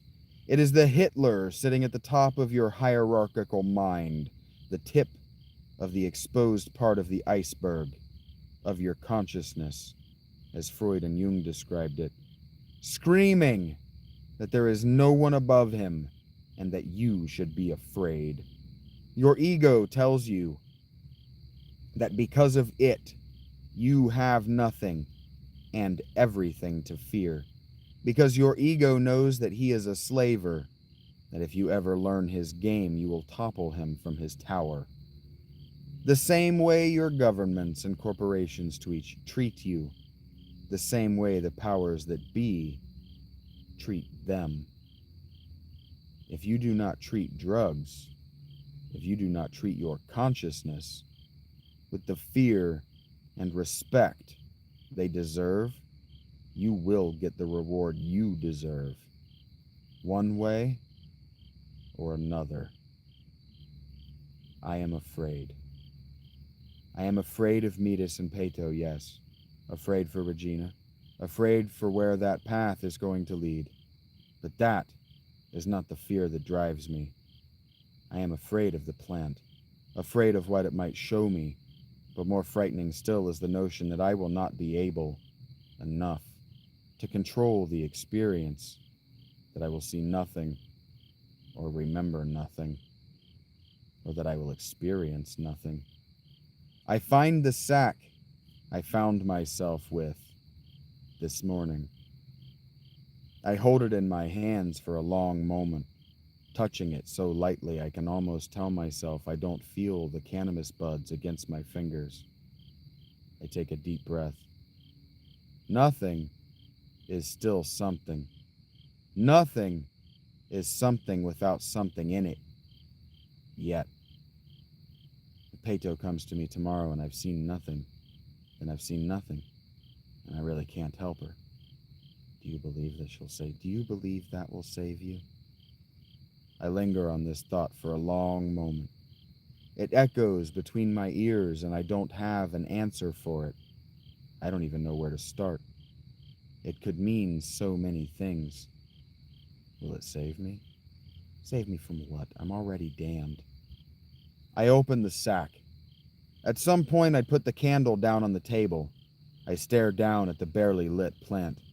I can just see its outline in the flickering of the candle. Is this really what you want to do? Beto said it, didn't she? She said it when we were standing outside, right? She said I had it. She could only mean this. And how does she know you have it? A question I would have to answer another time. I set about preparing the potion. There is a certain meditative quality to preparations of this sort. Rolling a cigarette for yourself, packing a pipe, baking a pie. There is a level of appreciation, that is, valuation, in making something for yourself. Call it focus, call it love, call it what you like. But when done right, the experience is matchless. To my right, there is the only open space in the room, a cramped little 5-foot square. Circumscribing this space, drawn in chalk on the floor, is a circle. Magic circles are a big to-do in esoteric literature. From Marvel sorcerers to demon hunters and exorcists, they're anywhere you'd like to look within the occult. Mine was not complex. A simple pair of triangles arranged in an equilateral 6-pointed star with dots in the spaces between the points, all within the circle. This is known to some as the Seal of Solomon. The triangles represent masculine and feminine energy, pretty much universally. The dots represent the spirit. No letters, no runes outside. Nothing as complex as that. I turn and stand over the circle, candle in one hand, potion in the other. What I am going to do is insane. Do I even believe in the efficacy of this circle? Do I believe in magic at all? The answer is a resounding no, whether I think it or not. I've seen enough to know that there is nothing to see. No magic, no nothing. And yet here I am, holding a potion that's meant to help me commune with gods. Gods I don't believe exist outside of stories. Stories, which I believe are simple anthropomorphizations of ideas and experiences. Images attempting to capture, or at the very best, copy some greater truth. Maybe historical events, maybe not, but lessons, teaching tools, nothing more. I take another deep breath, steadying myself. I only drew this circle in the first place because you're supposed to have some place to meditate while you work alchemy. When you meditate regularly, you're supposed to have a special place to do it. This was mine, for a time. As it turns out, alchemy is boring. Most of your time spent practicing alchemy is actually spent practicing patience, waiting. Most of what you're doing is waiting. Some will tell you that the meditative process is to purify the self as well as whatever element you're working on. That's not how I did things.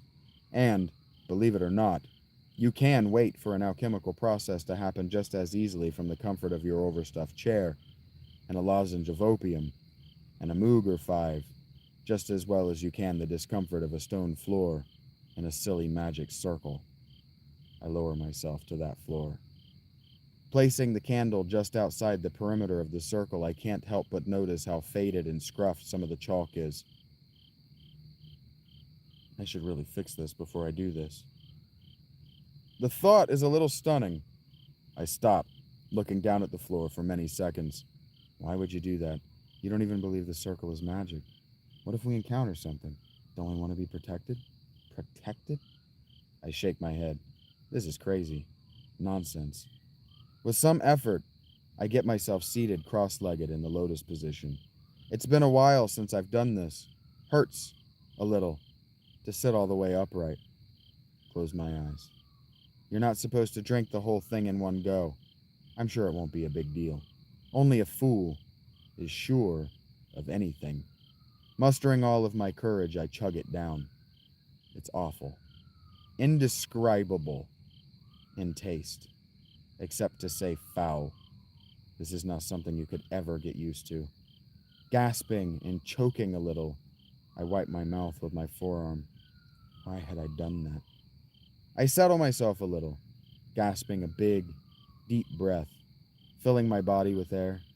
When I let it out, slowly counting my heartbeats to 6, I try to let my mind completely empty. I'm counting to 6 and inhaling. I used to be able to do this when I was a kid. Exhale. 5, 6. I was pretty good at it. Inhale. What did I used to do? Laughing exhale. Do you remember the mental library? That library I envisioned storing all the stories the master told me? Suddenly I'm standing. I'm going to interject real quick because I didn't say this at the beginning and you need to know this. This is a first draft. Suddenly I'm standing. Stooping, actually, I realize, in a small subterranean space. Small because short, but also, it seems to be dug among the root systems of a tree. Roots hang from the ceiling. I can almost remember finding the perfect tree, digging out the inside of the hill by hand over long weeks. I kneel down so I can lift my head and get a view of the place. What I see takes my breath away.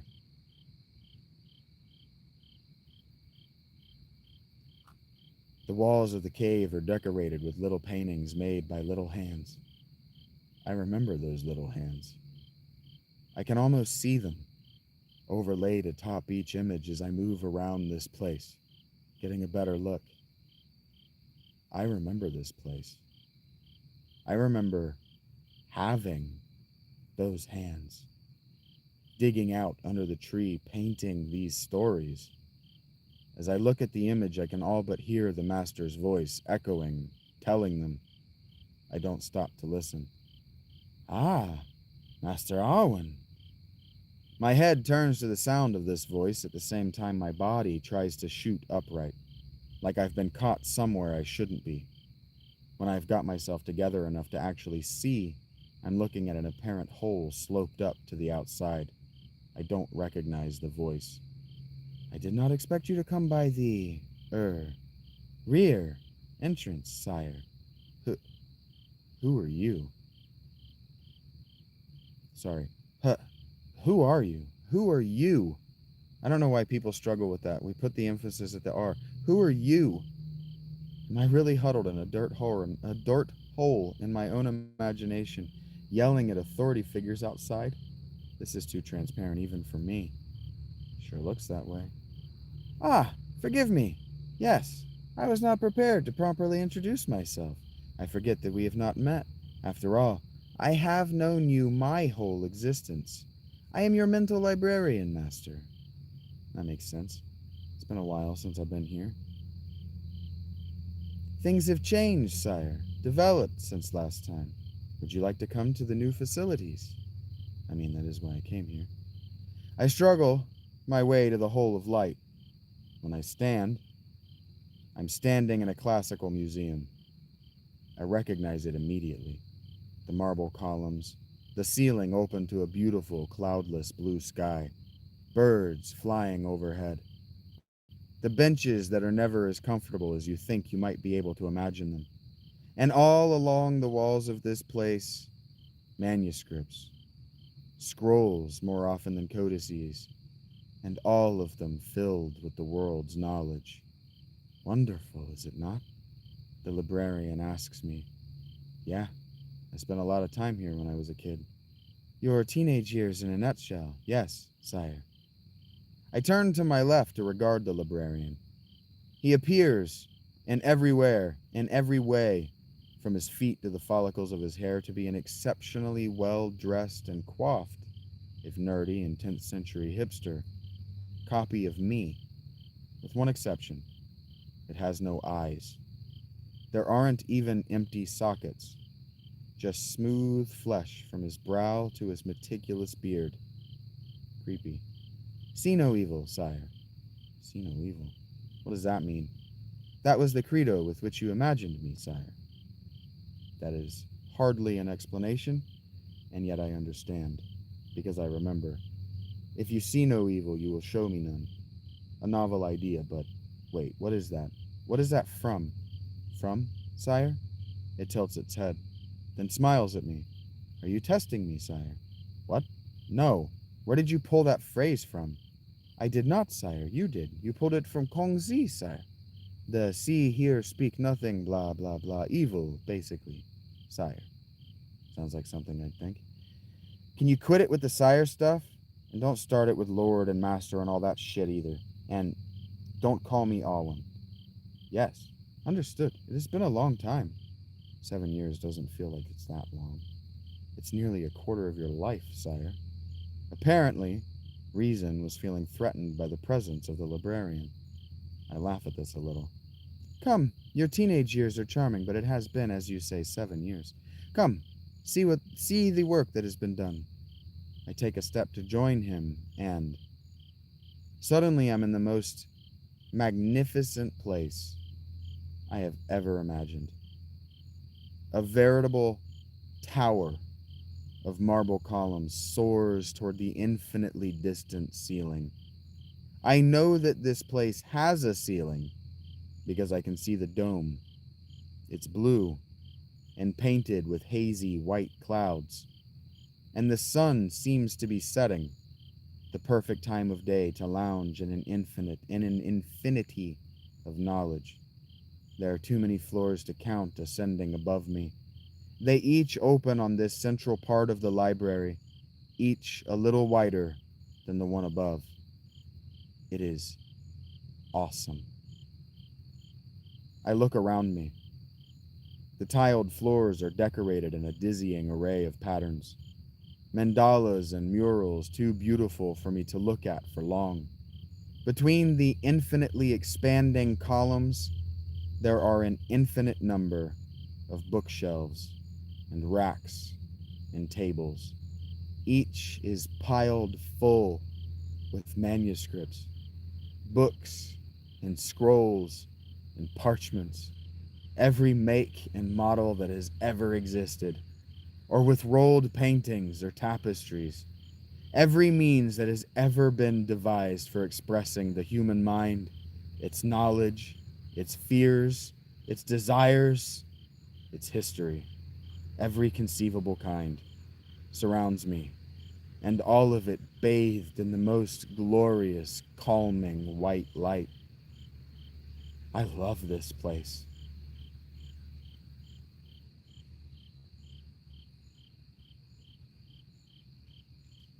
From first glance, I already know this feels more at home than anywhere I have ever spent any amount of time. Most certainly more than the bed I share with my wife. You approve, then? I look to the sound of the librarian and laugh out loud when I find him. He's standing behind the most ludicrous desk I have ever thought of. That's not even an accurate way to describe it. He is standing inside the circumference of a desk, which is in fact an unbroken circle of some rich, glistening wood, the help desk of all help desks. Just call me Jack, I say as I make my way to him. Robert, if you need to make it formal, and yes, I approve a lot. That pleases me to hear, Robert. Now, as to what you have come for, I have compiled a bibliography for you regarding your thoughts the last few days. This is everything I could find about everything that pinged in your mind. He gestures to a table beside him, which I soon realize isn't a table at all.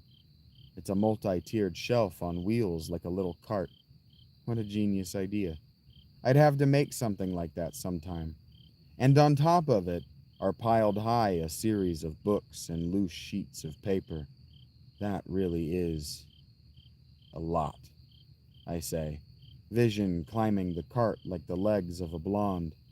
It is. I also have taken the liberty of writing a list of suggestions, places where you might start your thinking. He hands me a sheet of paper.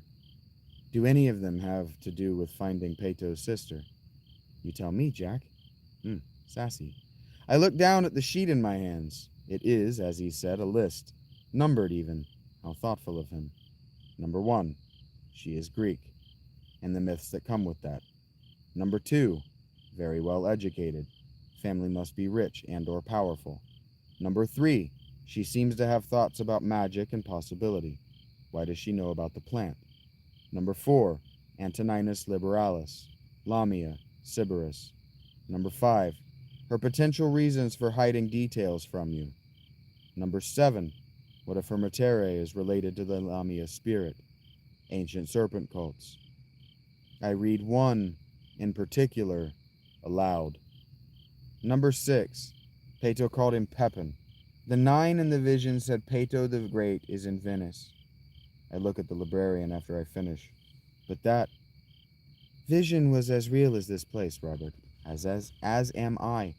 Don't start with me that visionary states aren't veridical. The truth is too big. We can't say all of it. Not at once. You saw them, you see me. Will anything you learn in here be true if you don't try it once you're awake? Then I'm dreaming. Not dreaming, not asleep. Neither are you awakened. Am I there again? The librarian looks at me, tilting its head slightly to the side. When am I going to start feeling the potion? I wonder. I thought it might take me to the nothing. Void.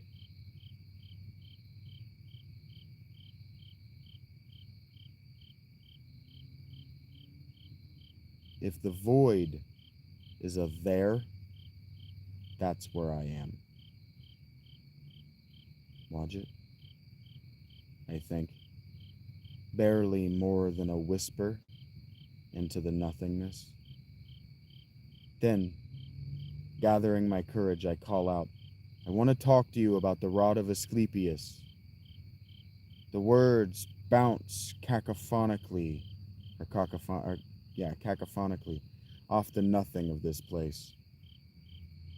Wadjet? What do I want to know about it? Where it is? Where has it been? Is it even real? The serpent appears before me. 3 feet tall, it is this time a thing of shimmering emerald, still and emitting a faint light like cut stone. It is coiled around something as though climbing and looking at me with its knowing grin. Its tongue flicks out, irritation. Then it is climbing a rod, an old motif. The serpent inclines her head. Then it's real? I ask. She gives no indication of an answer. Show me, I plead. What is it? Where is it? Suddenly, the void is a parchment map of the Mediterranean. There are no names on the landmasses, nothing to indicate nations or tribes or anything of that effect. The rod and serpent shrink as though they are falling away from me. It takes a while, a long while. Is this meant to imply a long time ago? Then it stops. Little more than an inch tall, it appears to be standing in the Nile Delta, Lower Egypt. It's there for a long time. The world is burning. The shadows of chaos descend across the land. A hand grabs the rod. Another. There is a struggle. It is brought to northwest Greece. Then there is a something. I don't understand what I'm feeling. Then the rod hops in the air and lands on a tiny island in the Aegean, where again it sits motionless. Meanwhile, the world around it is burning. I don't know what this means. Is this the past? Show me its recent fate? As I think this, the map suddenly changes, my view zooming in on the rod and one island in particular. I do not know it, but it is interesting that it looks kind of like a lowercase n. Then there is black nothing. Except it's not nothing. In the stillness, I feel a million different sensations and more. A cool wind, damp, the throat and breath of the earth. I can smell and faintly taste the stone, the salt, the water from the sea. and myself, subtly reptilian. I hear only barely the air rustling through the silent tunnels, and the black is not total, or, if it is, I am able to sense the tunnel walls around me. I can half see, half feel like faint invisible lines in the dark, the regular circularity of the walls, the smoothness of the descending floor. Hands worked this natural chamber, perfecting the great mother's work. I press my hand gently to the wall, half feeling, half sensing in some unnameable way the faint pulse of her heart. I had halted, fearful that I heard someone coming. I had not. It must have been a feeling. The tinge of guilt? I'm not sure. But I was sure something had changed from a moment ago. They were all asleep. I was alone. And yet I feel watched, as though there is someone with me in this very tunnel. I pushed the feeling from my mind. Impossible. I would see them, sense them. No matter. In a moment, I will hold salvation in my hands. If my sisters only knew what the world was like, I will show them. I will go out, and they will remember my deeds. I will return a hero. More than that, a god. Yet I slow my pace, moving even more carefully. And then, there it is. I emerge into a massive natural cavern. The whole place, perhaps thousands of feet across, is domed by a stalactite-toothed ceiling. The tunnel I have emerged from and the floor that emerges to the far wall ahead of me, are only a sliver of this space. To my right, less than 2 steps from the tunnel, is a cliff that descends into bottomless nothing. I shudder at the thought of what a misstep could mean for me. As though I'm imagining it, I can hear the lapping of waves echo out of the throat of that chasm. Jutting out over the void, from the center of this semicircular amphitheater-like space, juts a long tongue of stone. Unsupported, it looms out over the dark. What I want is at its end. Nestled in the altar carved out of the stalagmite, out of a stalagmite. And that's where I head. And I'm increasing my pace now. Excitement overwhelms the dread and fear I feel. Soon I will have it. Soon everything will change forever. The outcropping is not wide, only barely able to fit me side to side, but I am not careful. Soon I have it. I take it up in my arms. My arms are, I notice, but do not care or find this interesting, covered in scales, browns on the outside and cream on the inside. I look down at it for just one marvelous moment. The serpent and its rod, the rod of Asclepius. The stone and wood have been so perfectly wrought that they seem to be still alive. I'm turning it in my hands, wondering at the snake, when suddenly the snake rears back and bites me. I'm standing on the surface.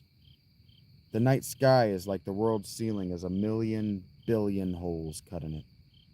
No wonder it feels like the sky must surely fall. I reach with pathetic hands, the flesh brown now, for a man. For a man. I reach for a man. He is walking away from me. When he turns to me, his eyes are red-ringed and blistered by madness. He is staring lovingly down at the rod, cradling it in his arms like a newborn, then up at me. His eyes fill with hateful revulsion. I want to chase after him, to escape with him. My hands reach for him. I feel like my throat is calling to him. But a hand catches me by the shoulder. A man in a black robe, pale, withered, scarred hands emerge from his sleeve. His face is obscured in darkness, but I can just barely see a withered, scarred mouth moving, smiling subtly, telling me to. And then he fades away. I stumble forward and I see 3 figures, 3 snakes. No, 3 beings, 2 of them men, 1 a woman, all with serpents' tails below their waists. The 2 flanking carry spears. The image is gone. I am in void once more. Alone. Who was that with the rod? His eyes. Show me Pepin the Great. What will he do? Suddenly the map reappears. The rod jumps from Lesvos, I recognize it, to Venice. There's a sensation of westward movement, a speed so fast I'm dizzied. I'm pulled to the map. When was this? Has it been weeks? Months? I'm looking around. These questions don't make sense to ask, and yet they do. It is the dark of night. Men sleep on the ground all around me, an army, my army. And tomorrow I will prove myself worthy of a larger one, an army fit for a king. I'll show them.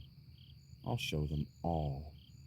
I look down at the rod, hugged to my chest like an infant, at the reflection of myself in its polished stone eye. It is not often that I have seen myself, but I am taken aback for a moment for what I have become.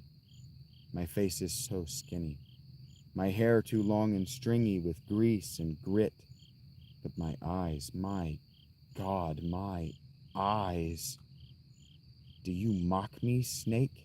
I'll show you too. It was warm against my chest. Now its heat retreats. Put your images in my mind if you like, snake, but I am master. You are slave. I'm on horseback, dressed, not in the armor of a noble as I was promised, but scrap, junk, not fit for a runaway on his first campaign. Do they not know who I am? Do they not realize? How dare they insult me like this? No sword is at my hip.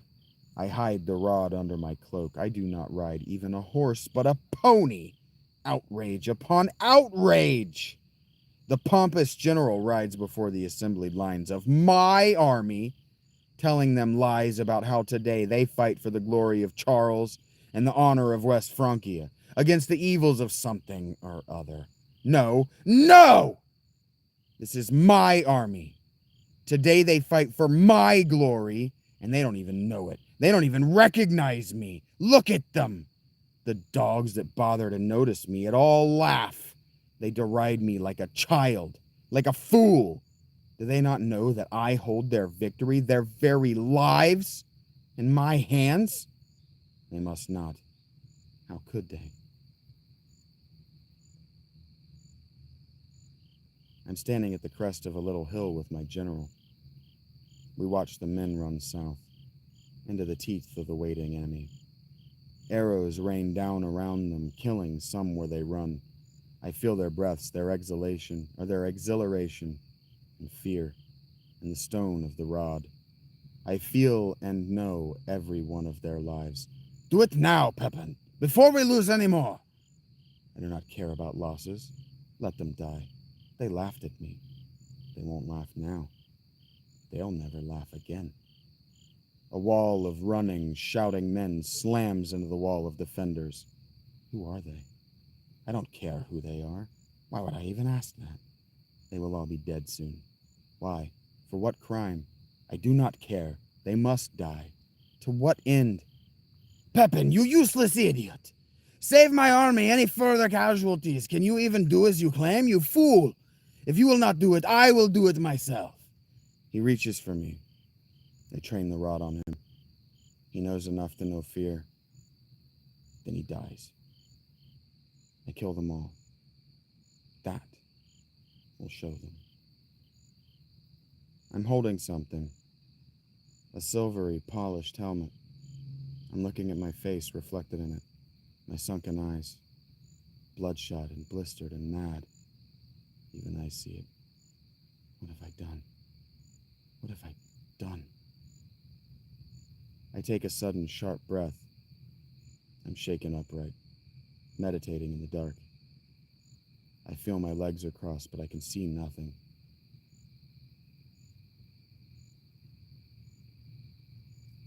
My hands find stone beneath me.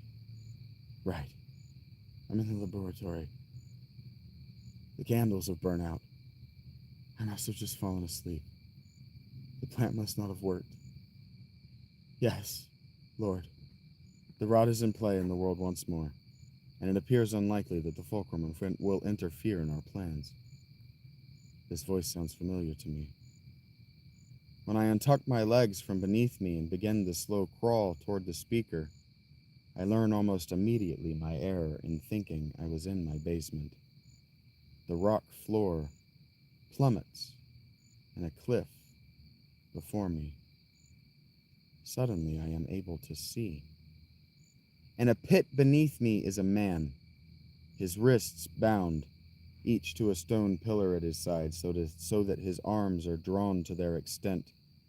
He is on his knees, held upright more by the chains than his own effort. He is pale, emaciated, blood from lashing wounds all over his naked body, and the great gash from which hang the ropey tendrils of his bowels drips to the water lapping as from an ocean at his legs. His head hangs. Dirty blonde hair hangs, defeated, in his face. From his back protrude great, bleeding stumps. When I first take in this sight, I think that this man, no, this being, is not so far away from me. Then I see the unmistakable figure down there with him, and I am overtaken by the most overwhelming sense of vertigo imaginable. A man in black robes stands looking up at him from his knee. Compared with this being, the man is perhaps ankle height. I loom hundreds, perhaps thousands of feet above them, atop a wall meant to be tall enough to keep him, from escaping. I knew I recognized that voice. It's the leader of the Nine, except his voice is stripped of all of its booming power. Still impossibly nondescript, I know that I know it anyway. The being's head shifts slightly toward him, as though lifted by some great hope. His voice is the rumble of an earthquake, the grinding exhaustion of tectonic plates.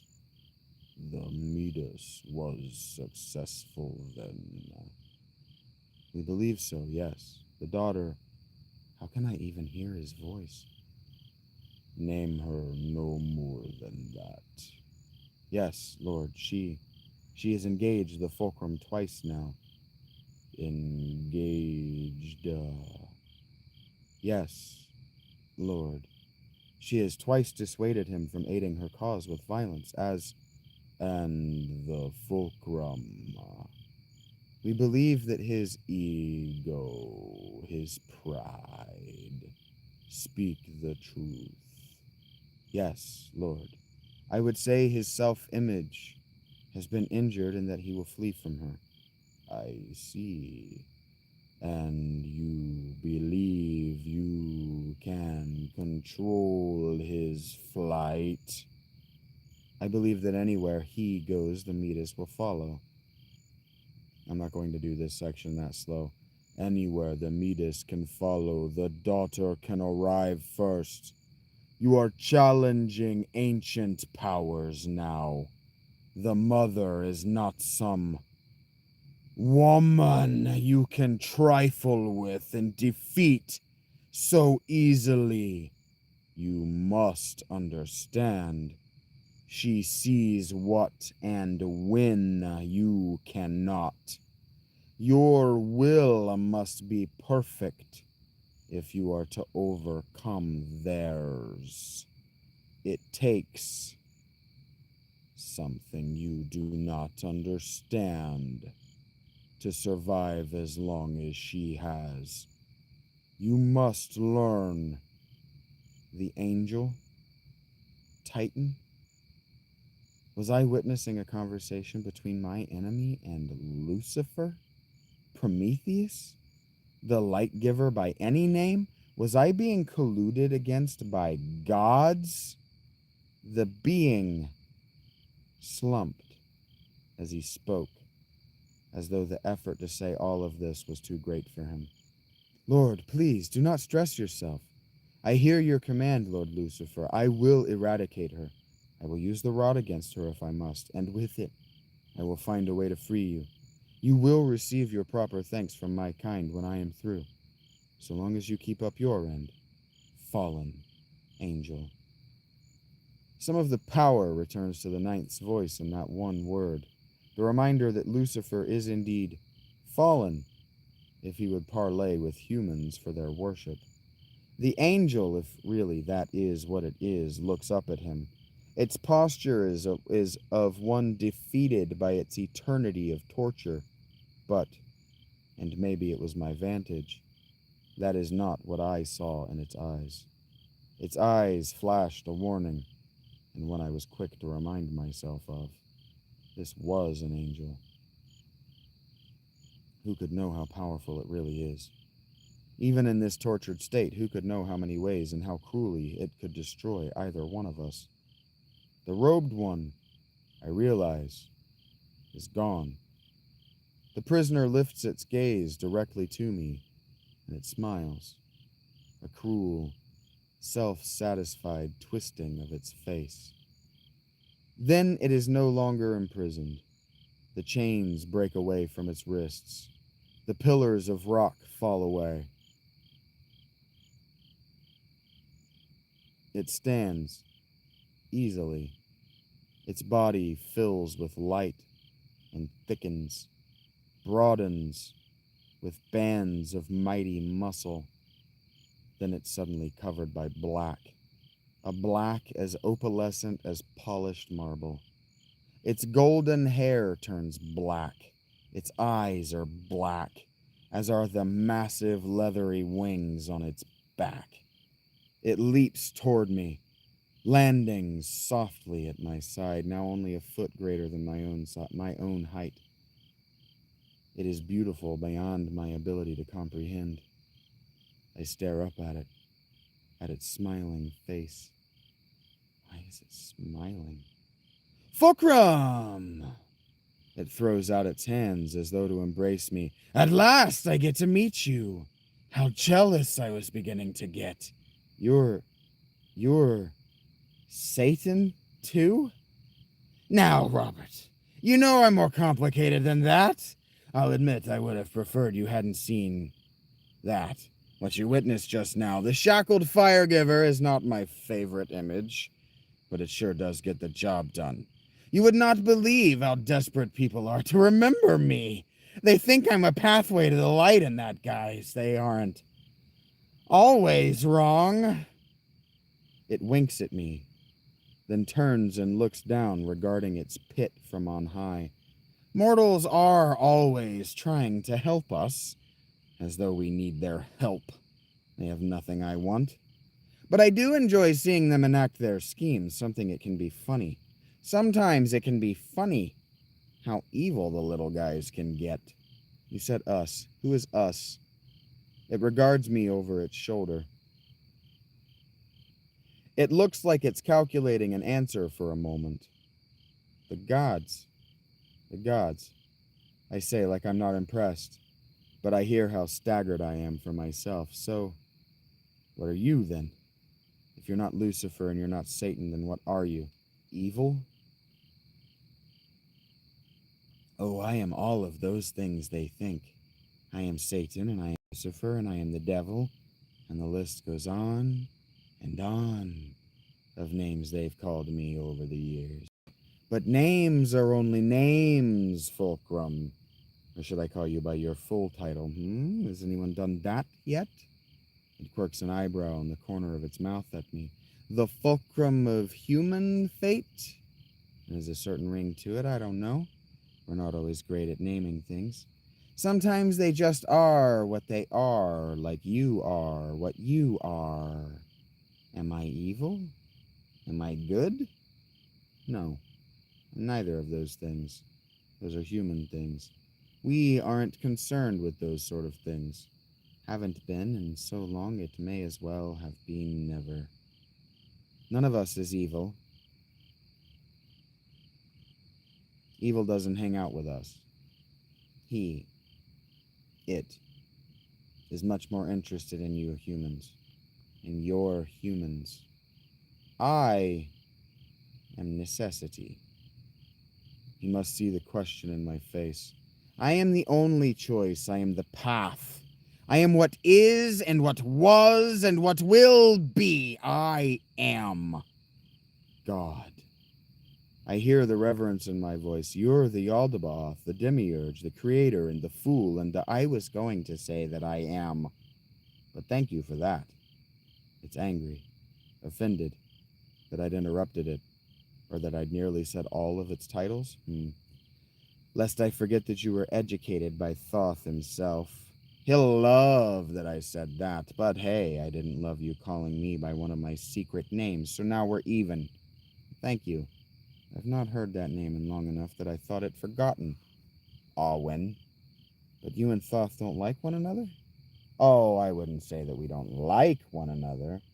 I would have thought you were one and the same character. The Lightbringer isn't so much different from the Messenger. Thoth is Hermes, though. Yes, I see you're Osiris, then. It makes a face. I'm not sure whether it's impressed or trying to mock me. Thoth and I are rivals, you might say. We both kind of want the same things for your humans. Why are they my humans? Because you are responsible for them. Am I not one of them? It makes a gesture with its hand over its mouth, like it's turning a key in a lock and throwing it away behind its back. I roll my eyes. Why won't you answer that? Because I can't. You can't or you won't. Both. Even if I could, which I can't, I wouldn't. There are rules, kid.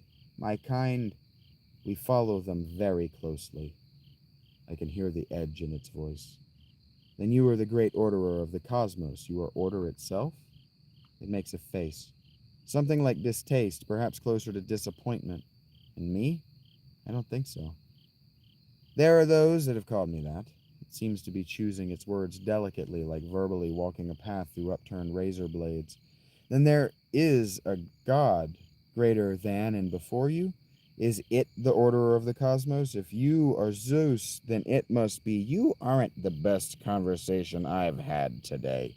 You are still young. There is much you are not ready to comprehend. Then you're a liar. Why am I pushing it like this? If this really is God, what am I doing? What am I even saying?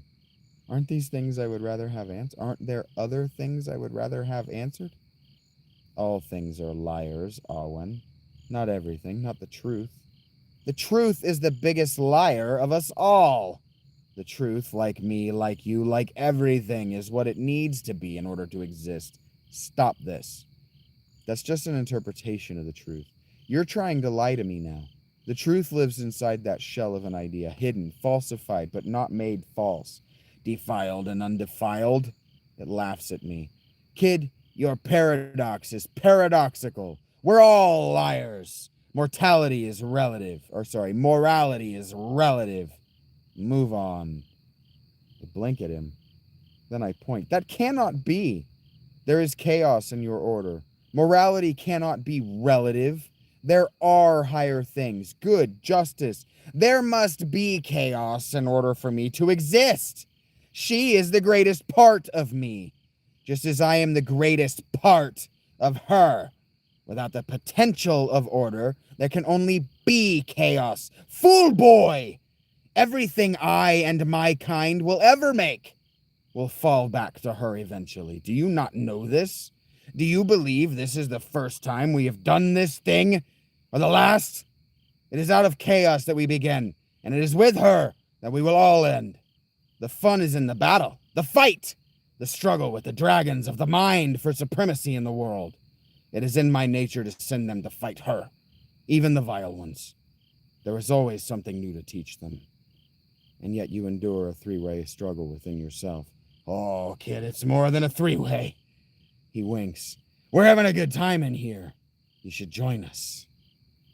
I step violently away from him. He is reaching out a hand, glowing bright white before his jet black body. My hand whips behind my back. Do you not understand that without me they will not survive? They plummet to their extinction even now. You will have to make a choice one day. Make it now. Join me. Join us. Do you not realize how powerful I can make you? Francis and Giorgio are only the beginning. A kingdom is only the beginning. Anything you can imagine. Join us and it's yours, easily, effortlessly. I am frightened. I do not trust this creature. What are you? Really? When it says, dragging the word out as though tempering anger.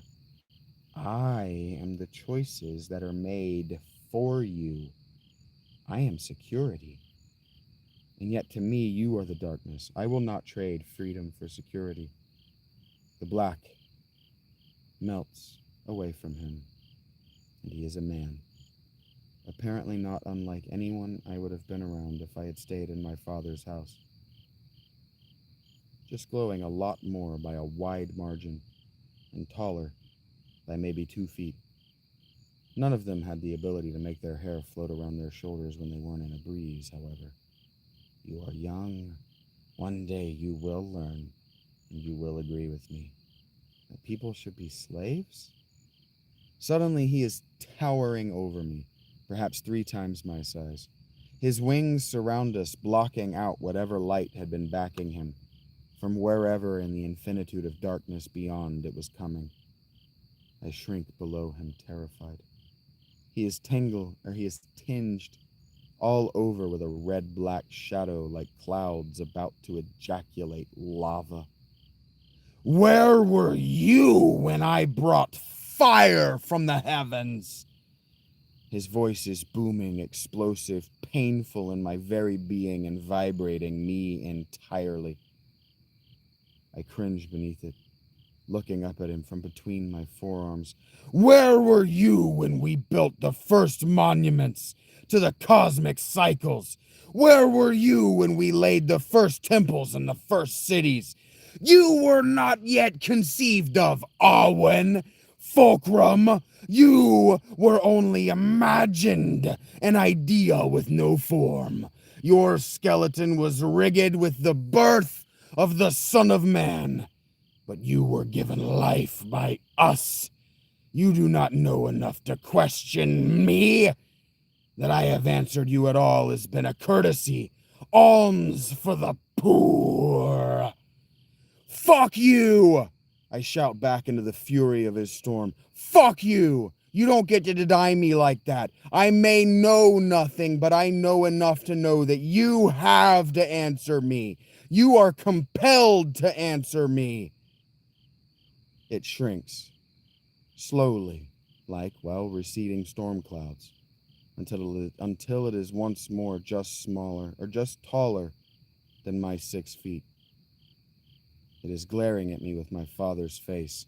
What do you think you deserve to know, boy? I deserve nothing but death, and you know as well as I do what I have come to redeem.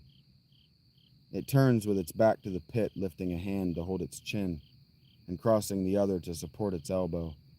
Speak one more question, whether I answer is up to me. How can any of them ever claim to be free so long as you control their lives? Perhaps we were wrong about you. It turns its head to regard me. Were we wrong about you? Have you failed us before you have even begun? I wonder. You know so little. You see too little, and you have bad habits. You do not understand freedom. You do not know what it means to be free. Suddenly I am small. It's dark. I'm outside, creeping through the night. I hear others with me, my friends. I must be like 4 years old. This was the last time you ran with other children outside. Yes, 4 summers. A strong boy for your age, brave too. Your father raised you well. I stop and I know where I am immediately. It's my turn. It's my turn to crawl through the hole. Children really do just the darndest things, don't they? Yeah. We had a ritual. Every kid had to climb through that hole. It's a little tunnel carved through that hill by a stream, and when the water's low, it's big enough you can crawl through it. You had to do it before you were too big, or else. Or else what? I don't know. No one ever didn't do it. I'm on my knees. The tunnel feels like it yawns in front of me. I'm much too small, I realize, to be doing this. Too young. The other kids were much bigger when they did it, but they've all come this way, and no one ever didn't do it. So I crawl into the darkness. Immediately, my only sensations are those of the water-slicked rock around or below me, and the sounds of my limbs shuffling along the stone, and my own breathing, and my heart pounding in my ears. No one ever talks about what it's like in here. I have no idea what to expect. And that's when it happened, didn't it? When you got your first taste of chaos? Yes.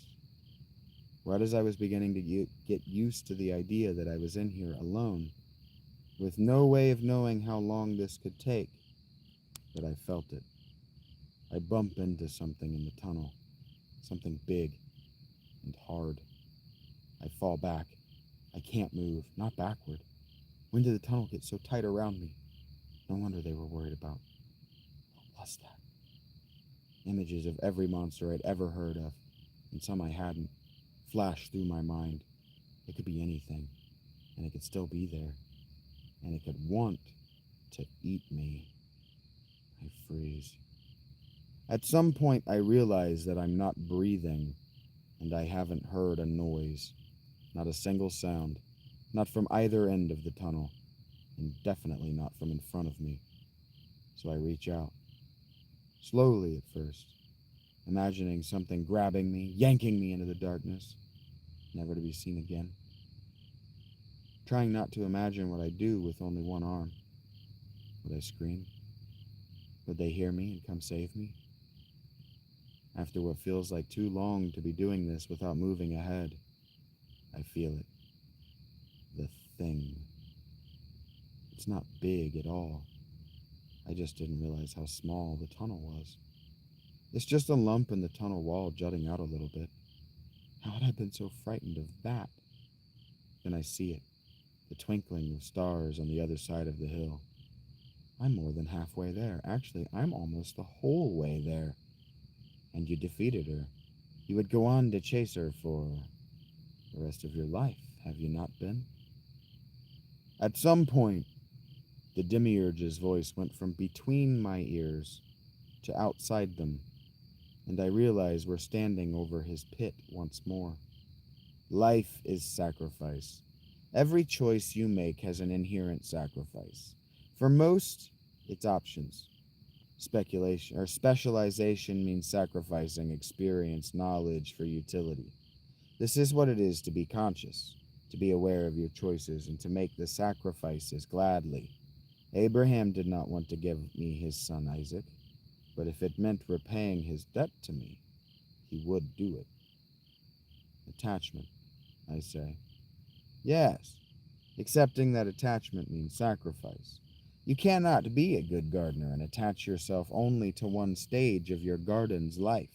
You cannot only love beauty and deny death. A good friend does not let the people around him mire in death and ignorance.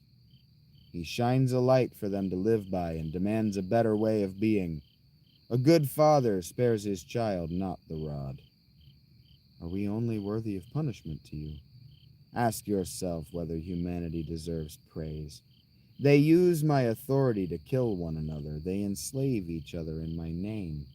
Is that not the way? Is order not the organization of the chaos? Is a king's job not to protect his people? Is it not right to take arms against the other? It is a way. The being before me, Lucifer, Prometheus, Yaldabaoth, El, the nameless god of the Hebrew Testament, looked at me in a way that I could only consider sinister. I asked, is it your way, the way that you speak into the ears of those who would hear your voice? Order is what it is. An ordered system relies on chaos. How it is generated is up to those doing the ordering.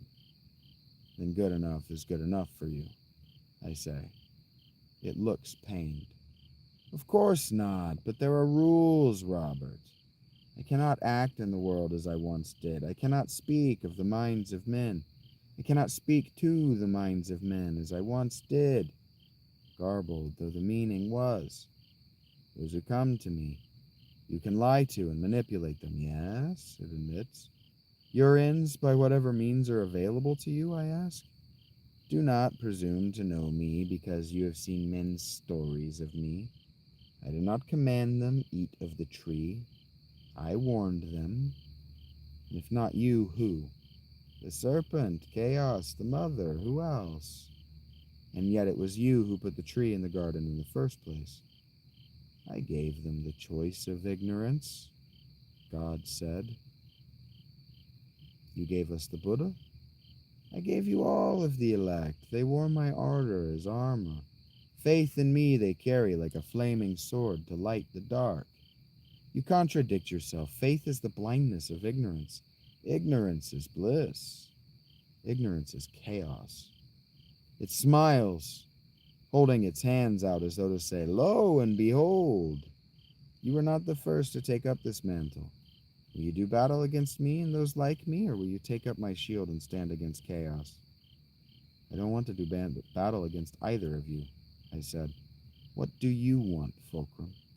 What sacrifices are you willing to make? Which side is Peto on? I ask. It wags a chastising finger. I can't answer that. As though I would if I could. You have your answers. Implement them as you will, or will not. That is why you exist at all. You can make a choice right now. Either you are with us and we can make a perfect world together, or you are against us and you can watch the world burn. The world is already burning, I say. Yes, the world has always been. Humans live in a delicate balance. This is how it was meant to be. In the beginning, they were given the freedom of will, of choice, of action. And look how they use it. So you want to take it away, I say. We want them to give it away. To give it back. Faith. You want them to believe that it was you who put them on their path and it's going someplace they want to go. You're not wrong about that, Owen, but it is more complex than that. Humans are not merely beings of meat and bone and blood. A choice is made when a human is born in this world. Yes? Who makes the choice? I ask. The parents? Yes. No. The soul. You know nothing of her, but you want to. She will only destroy you. Turn your back on her. Sorry. I did the quotes wrong on this. He says, yes and no. The person. And then he says, you know nothing of her, but you want to. She will only destroy you. Turn your back on her. Or make yourself in my image. Join us. He extends his hand to mine with a smile. I step slowly away from him. Do not do this, Arwen. You do not know enough to be properly afraid of her. Chaos will destroy you, and she will laugh. She is only destruction. She is only devastation. Are you strong enough to master her? As he says this, I fall backward. I fall into the pit. Falling, falling, falling in the darkness while his voice never gets any further away. Would you doom them all just for her?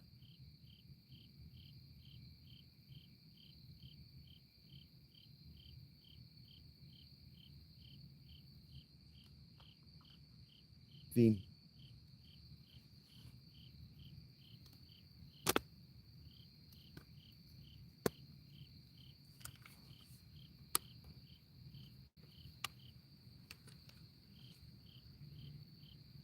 Thank you, Iman.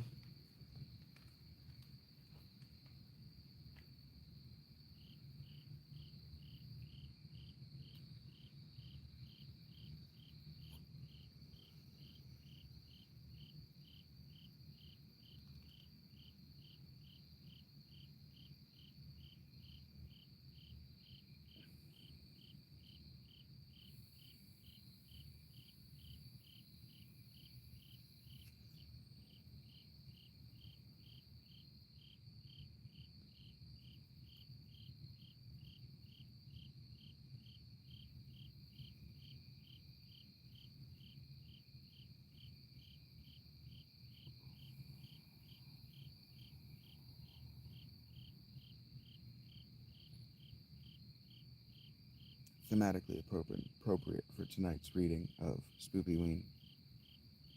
And I might do more of that because there's another scene that I want to read to you.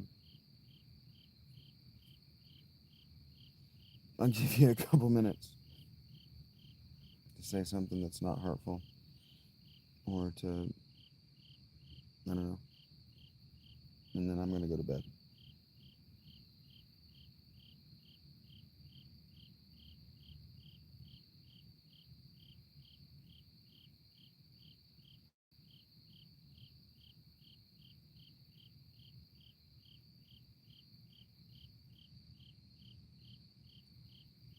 Well, thank you very much for that.